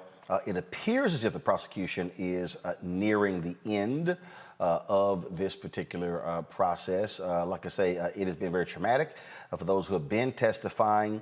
He, of course, is still claiming his innocence, but that's what's going on there. Joining us right now is Dallas attorney Tammy Allison. Tammy, how you doing? I'm good. How are you, Roland? Thank you for having me. All right, so let's break this thing down. It has been more than 2 weeks of testimony, back and forth. Your analysis of what we have heard this week. What we've heard this week is a lot. We heard a lot more evidence from the prosecution's witnesses that speak to that criminal enterprise that you and I talked about the last time that I was on the show, where Mr. Kelly is not being accused of the independent sexual abuses of these alleged victims, but overall a criminal enterprise similar to that of like a mob, and that's that RICO charge. So these testimonies that we've heard, they're stating that Mr. Kelly has done some very horrific things to these alleged victims, that the individuals who worked very closely with Mr. Kelly were aware of what was going on. They testified for the prosecution and detailed some of these very strict rules that Mr. Kelly had for these alleged victims, the fact that they were not able to use the bathroom without permission. They were locked in closets for days. I think we've heard about the naked women crawling out from under the boxing ring and doing sexual things with the very young man, and a lot more. I believe yesterday the prosecution presented evidence from a videotape from 2008 where Mr. Kelly was heard berating one of those alleged victims, and it was a very traumatic testimony that was heard yesterday. And I think that the jury, they're hearing all of this, and I'm not sure how the defense is going to be able to overcome it. Because of COVID in the federal courtroom, cameras are not allowed, and the reporters are not able to see the jurors or their reactions to this testimony because of the fact that they are in these overflow rooms. So there's just like a lot of speculation as to how the jury is receiving this information. But here's the question, is berating someone actually illegal? I don't think so. But the thing is, Roland, is that that type of testimony that these federal prosecutors are trying to elicit from these witnesses, again, it goes towards that larger criminal enterprise, trying to say that Mr. Kelly used his power, his influence, his fame in order to keep not only these alleged victims under his control, but also those individuals that worked with him. So, you know, berating someone and another individual that's witnessing that, they're going to be less likely to like speak back against that. So I believe that the prosecution is strategically bringing that up to show how much Mr. Kelly had power and control over everyone. Okay, but if we're thinking about this from a gang standpoint, we're thinking about this in terms of RICO statutes, how we dealt with the mob. Well, they arrested underlings and the mob bosses. In this case, it's only him. So what about, okay, all the people who work for him, nobody else has been charged, except for, I guess, the dude who gave a bribe for some information. But so it's sort of like, okay, there's a criminal enterprise, but of one? Exactly. And you know what, Roland? There's been some witnesses, I'm sorry, not the witnesses, but some of the Mr. Robert Sylvester Kelly super fans that are at the courthouse day in and day out. And there's been a lot of footage that's played of these super fans talking about that very issue. And I was on another network where I stated, you know, these super fans, they're making some very good points now, because these types of charges, the criminal enterprise, RICO, where it's akin to like a mob boss, it's typically not used in this manner. So for us to really dive in and see that Mr. Kelly is the only one here that is facing these charges for a whole criminal enterprise, which allows the door to be open for a lot of evidence and testimony to be let in, because the statute of limitations allows it to go back further than if he were being charged for any one of these individual acts. I think it's very interesting that you point that out, but his super fans have definitely been on top of that. Question or comment for Tammy? I'll start with you, Reese. Yes, a lot of the comments that I hear, why is R. Kelly the only one that is facing the charges? I mean, I think he's the one who is obviously the most egregiously guilty on here. Do you make anything of it, or can you explain to those who are to those viewers why the absence of charges for other people does not mean that R. Kelly is any less allegedly guilty? Let me put it that way. Yes, thank you for that question. So this case is before a federal district court judge. So these are United States attorneys that have brought these charges forward and indicted Mr. Kelly. Now, these prosecutors believe that they have enough evidence for him that they can move forward and present evidence so that the jury could find him guilty beyond a reasonable doubt. That's the standard of proof in any criminal trial. Now, if the defense is able to raise doubt, then Mr. Kelly can be found not guilty.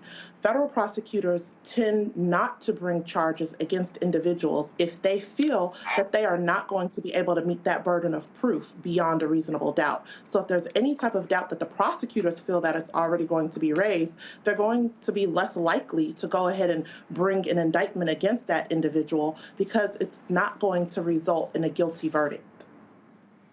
Dr. Turner? Yeah, just as a physician, I'm always curious as it relates to health and specifically my passion for mental health. So when you see things that's happened to people like, Simone and other athletes who have talked about, a history of being abused or issues with coaches or different things and people that they have held in high regards, I'm just curious about the process and what may be going on mentally as we watch the witnesses give testimonies from things that may have happened 10, 15, 20 years ago that mentally they suppress.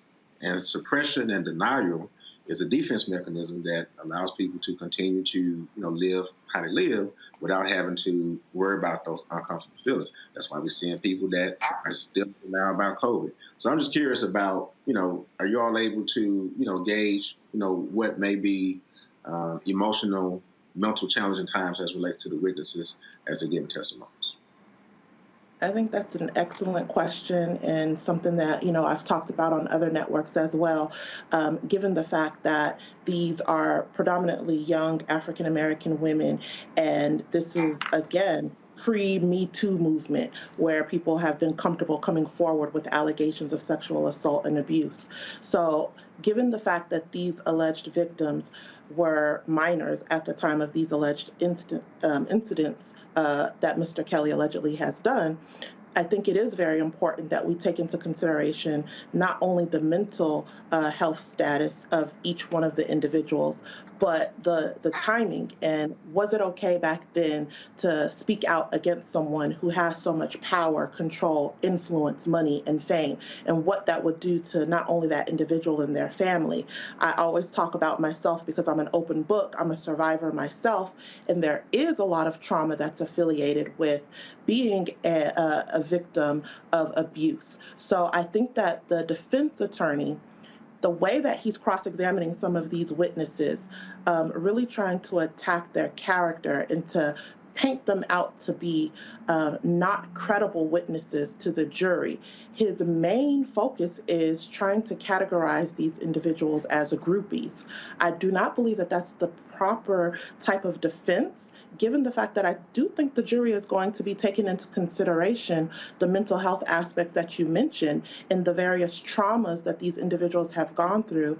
And a lot of survivors, including myself, we don't speak out as soon as it happens.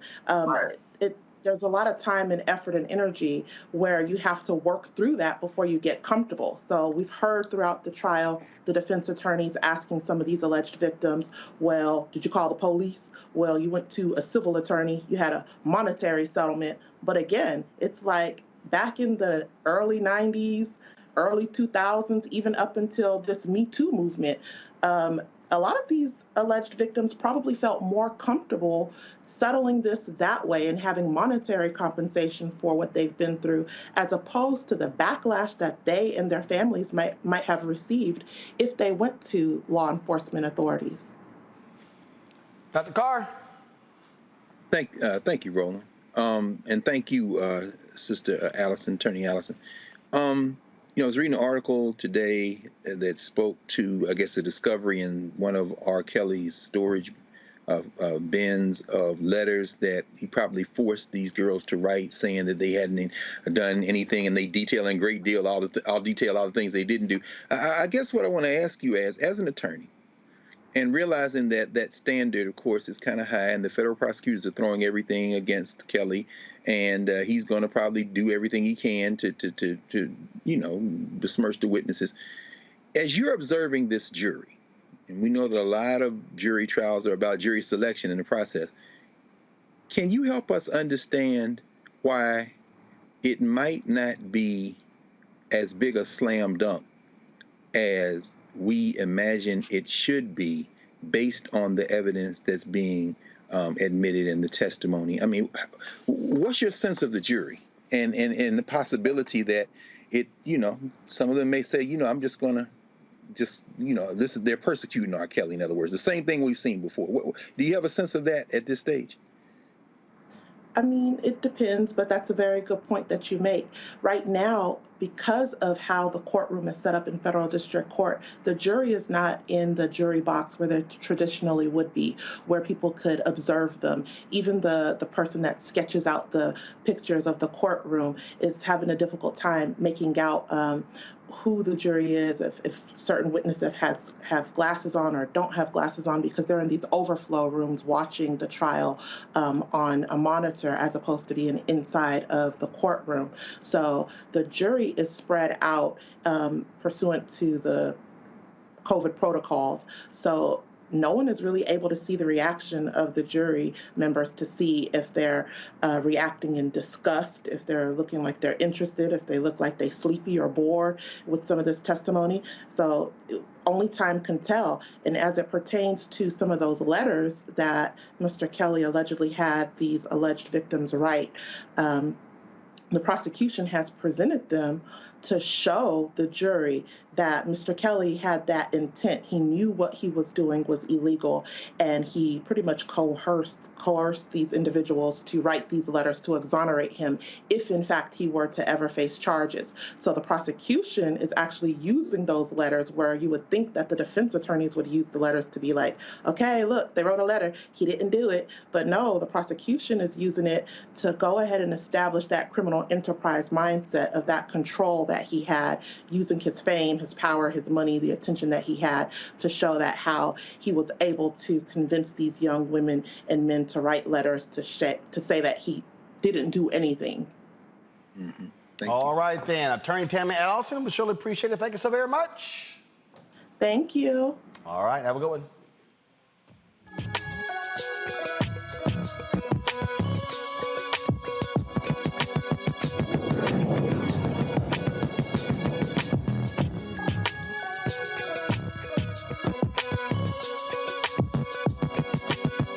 Numerous occasions on this show, we've talked about how HBCUs have been, frankly, cheated out of resources from the day they were actually started. Well, let's go to Tennessee, where Dr. Carr's alma mater, Tennessee State University, they need more than $420 million to address urgent deferred maintenance on the campus the next 10 years. In a memo from the Tennessee Higher Education Committee, the campus mechanical, electrical, and utility systems require immediate upgrades in addition to several new academic and service buildings. $337 million of those dollars are for critical projects that demand improvements in the next 5 years. In April, it was reported that the state government may have withheld funding over 70 years, totaling more than $544 million to Tennessee State. You know, Greg, when I was at Fisk University a couple of weeks ago as a scholar in residence, I sat down with the president, and he told me that they are now building, because of the resources that have come in the last year, and let's also be clear, it was the death of George Floyd that spurred a lot of money that would be coming HBCU's way. On Fisk's campus, they are building their first new classroom building since the Eisenhower administration. They had not built a new classroom building on the campus of Fisk since Eisenhower was president of the United States. This report here about Fisk, and this is what people don't seem to understand when we talk about the problems at HBCUs. It's one thing when you talk about getting new students in, and sure, you're talking about dorms. But if you have most of the problems for many HBCUs, they are old facilities because they literally have not had the resources to retrofit new buildings or to tear down old buildings that don't function well in the 21st century and replace them with new buildings. The money hasn't been there. That's right, Roland, of course. And it's interesting you mentioned Fisk because, of course, we have private HBCUs and we have public HBCUs. And so the private HBCUs are in even more dire straits in many ways, many of them. The public HBCUs, and when you talked to the president of Alcorn the other week, I think it was very important to understand that Mississippi, as you've had Alvin Chambliss on, our brother Alvin Chambliss, who has talked about this for years. Most of our HBCUs are in southern states where the white legislatures and the white Nationalist Party have been starving them. And before that, when the white Nationalist Party was centered in the Democratic Party, they starved them for decades. Now, the irony is Tennessee State is a good case study. When I was an undergraduate there and student body president, and my brother followed me 2 years later as student body president, we took over buildings. My brother, they occupied the downtown campus of Tennessee State for over a week. And as a result, the governor of Tennessee, Ned Ray McWhirter, put in, a Democrat at the time, put in money in the federal and in the state legislature to get new buildings and new facilities. The Student Center was one of those buildings. But it doesn't make up for deferred maintenance because now they're saying Tennessee State needs a new Student Center. But the problem is this.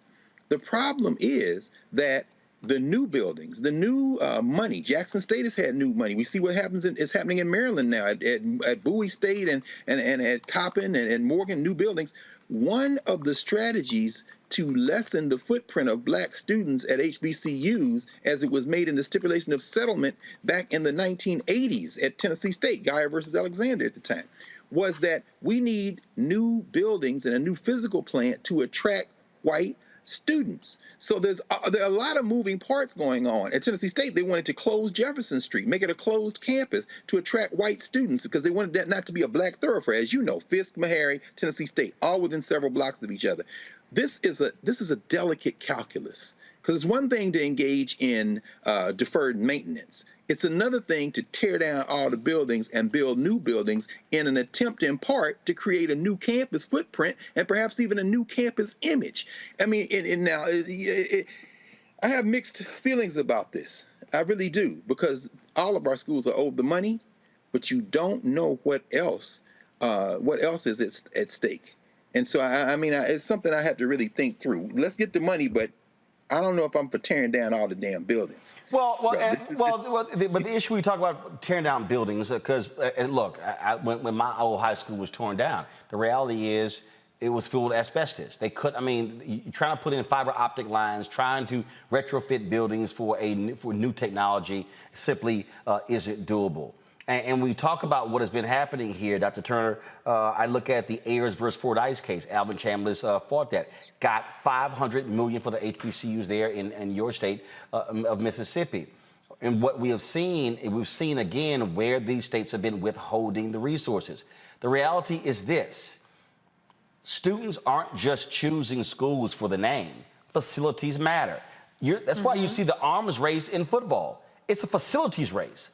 You got folks, I mean, you got these major schools, they're putting barbershops and lounges and all kind of stuff in their football facilities because they are competing against other institutions who are doing the exact same thing. And so folks are like, yo, we need our kids to go to HBCUs, but the student is sitting there saying, I'm not trying to go to a raggedy school. I'm not trying to go to a school where, in terms of where you don't have elevators, or you're sitting here and you don't have strong Wi-Fi. I mean, you know, Howard University got hit with a cyber attack.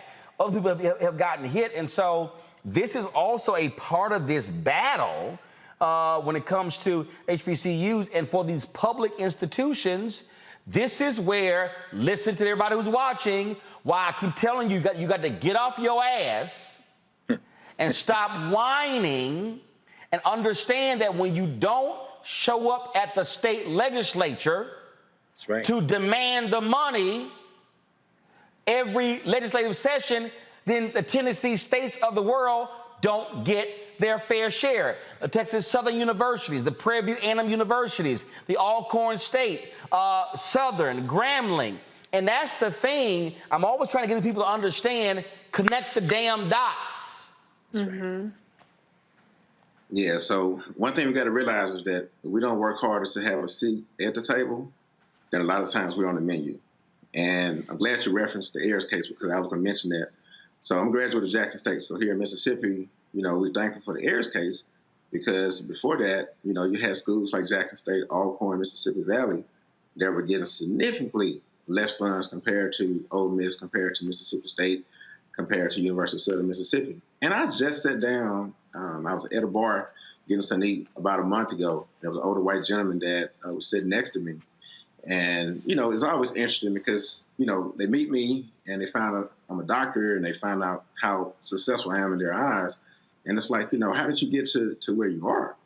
And before I even allowed them to begin to put me on a pedestal, I explained to them that I'm an exception to basically a system that made it very difficult for me to get to where I am. Like I was never, you know, the smartest student in the classroom, or at least I wasn't given the resources to be able to be prepared to be the smartest student. I went to an all-black school from 1st grade to 9th grade at Port Gibson. And we didn't have any real animals in our lab.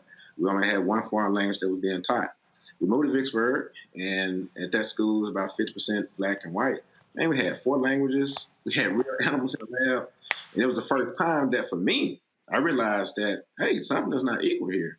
So I went on to Jackson State and found out about the Ayers case. I'm like, man, this thing is serious. So we hear Coach Prime, Deion Sanders talking about leveling the playing field, but it's not just in athletics. It's in academics, and it's in everything.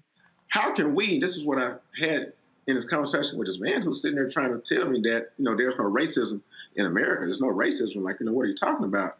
I say, if you all are starting from the 30-yard line, how can you all expect us to score touchdowns at the same rate that you're doing? If we don't level the playing field, how are we going to help protect that young black man from breaking into your car that you're going to be complaining about, that y'all sit back in y'all affluent and fancy neighborhoods and complain about as far as the crime in the city? We got to equal the playing field by providing equal resources. So fortunately, we have been able to get funding since the Jackson State, since the Ayers case. I've been able to participate in summer enrichment programs. Matter of fact, I did one at Fisk University and had a chance to get some experience there before I was accepted at Meharry Medical College. And because of research, Jackson State is doing better. But you see things like Deion Sanders talking about, hey, you know, let's get names on the back of our students' jerseys. They don't have that at Jackson State. Those little things matter as it relates to being marketable. Another thing I want to mention, because it is multifactorial, as alumni, we have to make sure that we're giving back as well. Yep. Because when it comes to HBCUs, I think only about 5 to 7% give back at the public universities and about 10% at the private. We got to make sure we're doing so. I just came back from Nashville, went to Meharry, and I went straight to alumni fairs. That was my first stop to make sure I can pay my dues, to make sure that I can be a part of the solution and not a part of the problem. And before I left, I told the president, the next thing I'm going to do is work on establishing a scholarship fund so we can make sure we do what we need to do.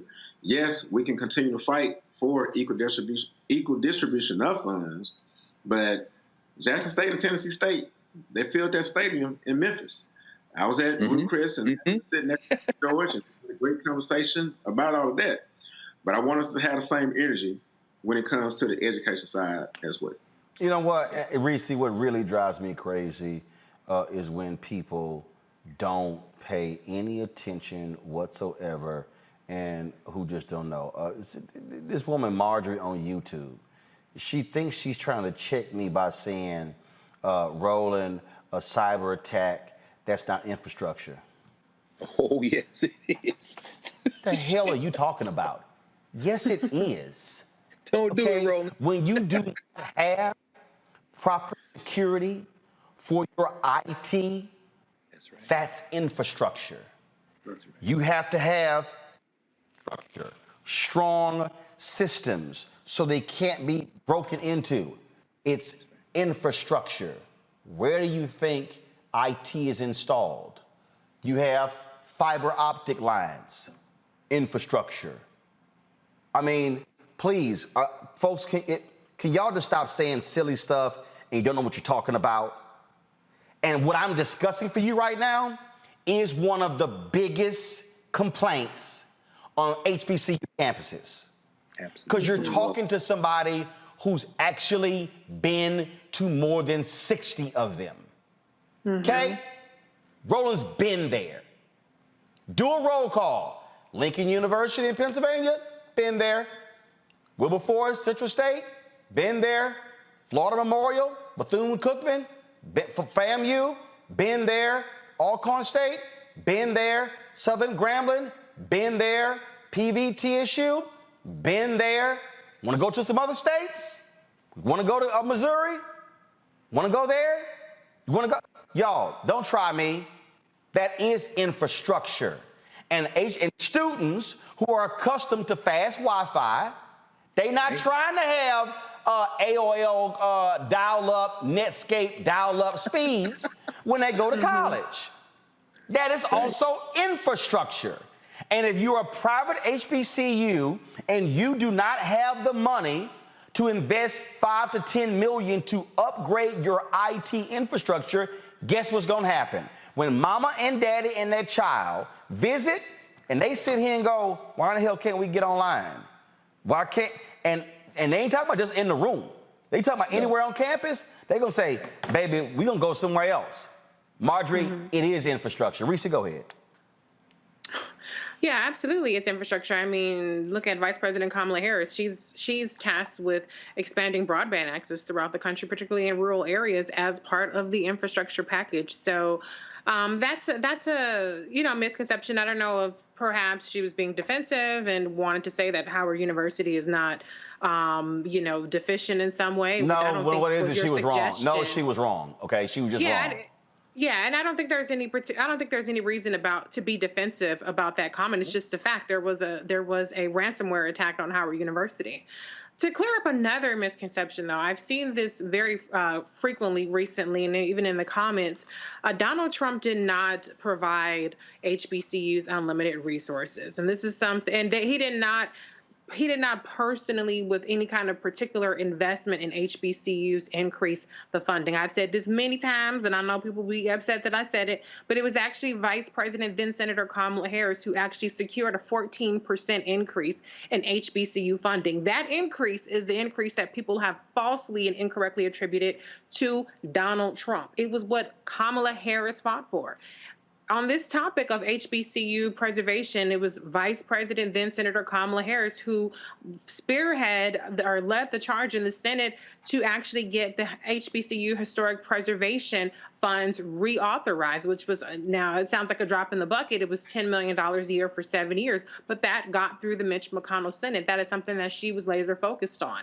Even though the report said that they needed $800 million or $755 million as 1998, that was when that came out. But that was something that she championed. And so my point is, it's very important to understand who the players are in terms of getting the resources as well as obstructing the resources. Because in the case of TSU, and we have the same case in Maryland as well with Larry Hogan. Sorry, yeah. I should know that. Larry Hogan blocking the funds, blocking the settlements. There's money that's owed to TSU. This isn't a matter of mismanagement. Well, he blocked the funds in he vetoed last year. He vetoed it. Then they came back to the new session, and then it was passed again. And then they overrode the veto. And so that money is actually, that settlement is going to actually go to those institutions finally. There in Maryland, thankfully. But my point is this: it's a similar situation. I don't know if it's particularly the governor there, but there's a similar situation where money is being withheld from TSU, more than enough money to cover this. So I don't want people to hear this story and think that there's some sort of deficiency or mismanagement of funds on the part of TSU. If they were given the money that they were actually owed from the state of Tennessee, we wouldn't have this issue. So yeah, which is where we need we need our people also to show the hell up and in mass at the state legislature, standing up for TSU. That's right. That's right. Yeah. And that's the thing that bugs the shit out of me. And again, take it from somebody who's from Houston. I went to Jack Yates High School. Texas Southern University is literally right across the street. The only time TSU alumni showed up is when they were talking about supposedly merging TSU with the University of Houston. And I was sitting there as a middle school student, as a high school student, as somebody who saw it in college and then who covered it when I ran Houston Defender. It was mind-boggling. I'm like, where the hell y'all asses at when there's not controversy? Like, they need, TSU needed 2,000, 3,000, 5,000 people going to the state capitol for funding. And so as black people, we've got to stop only showing the hell up when something is on the verge of being shut down. It's true. When I spoke, I spoke at Southern. The first time I spoke at Southern, and it's not picking on Southern, but it was in the speech. I sat there and said, how many of y'all have been to the state capitol to demand an increase in funding for Southern? I said, the goddamn state capitol is 3 miles from the campus. Yeah. And I was like, I'm sorry. I'm like, folks, this is the reality. Let me be real clear with y'all. White folks who graduate from Texas A&M go to Austin. When the Senate Education Committee and the House Education Committee are meeting to vote on funding, they're there. And I'm saying this has to be a natural part of our involvement. So I keep telling y'all, stop just talking about voting. If you're not showing up at the city school board meeting, don't show up when your school's on the closure list. Don't show up when it's something revolving around athletics. You've got to be present and accounted for. And if any black folks in Tennessee right now should be mobilizing like y'all were when they had that voter bill, y'all should be mobilizing, saying, where the money for Tennessee State? Roland, maybe, I mean, now with Black Star Network, it's probably worth thinking about another one of your famous roundtables and forums on this issue. I think in many ways the HBCU conversation really has to address the fact that in the post-desegregation era, HBCUs have really seen an erosion of a full understanding and fighting for our purposes. And I say that, again, when I was an undergraduate, we marched to the state capitol, and the reason that so many public HBCUs are in state capitals is, of course, after the Civil War, during Reconstruction, they were placed there as black people moved into those areas and came to those areas. But after segregation, what these state legislatures realized is that these strategically located HBCUs could be converted into very useful, cost-efficient, and cost-effective conduits for their people to get degrees. Jackson State, Florida A&M, Morgan State, I mean, you know, you name it, Tennessee State. And as a result, in 1979, there was a similar attempt to merge the University of Tennessee, Nashville with Tennessee State. There would be no UT Nashville, except they set it up because they didn't want to go to Tennessee State. Once they realized that those walls of segregation came down, they merged the institutions, but thanks really to the astute leadership of Fred Humphreys, the late Fred Humphreys, our frat brother, just made transition when he was president of Tennessee State.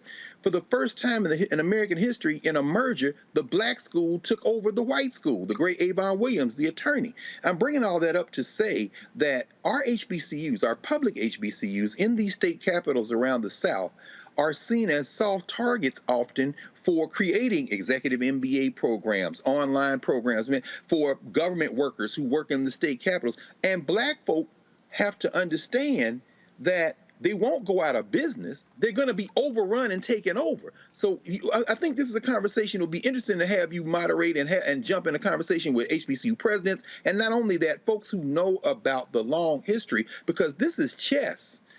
And it's very important for us to understand that. Finally, in Maryland, what you saw was one of the reasons the judge, as you reported on at the time, was so hot as hell on the University of Maryland is because the executive MBA program that was given to Morgan State to grow its footprint, the University of Maryland created one which is reanimating that dual system of higher education. And when asked about it, they said, take us to court. We don't give a damn.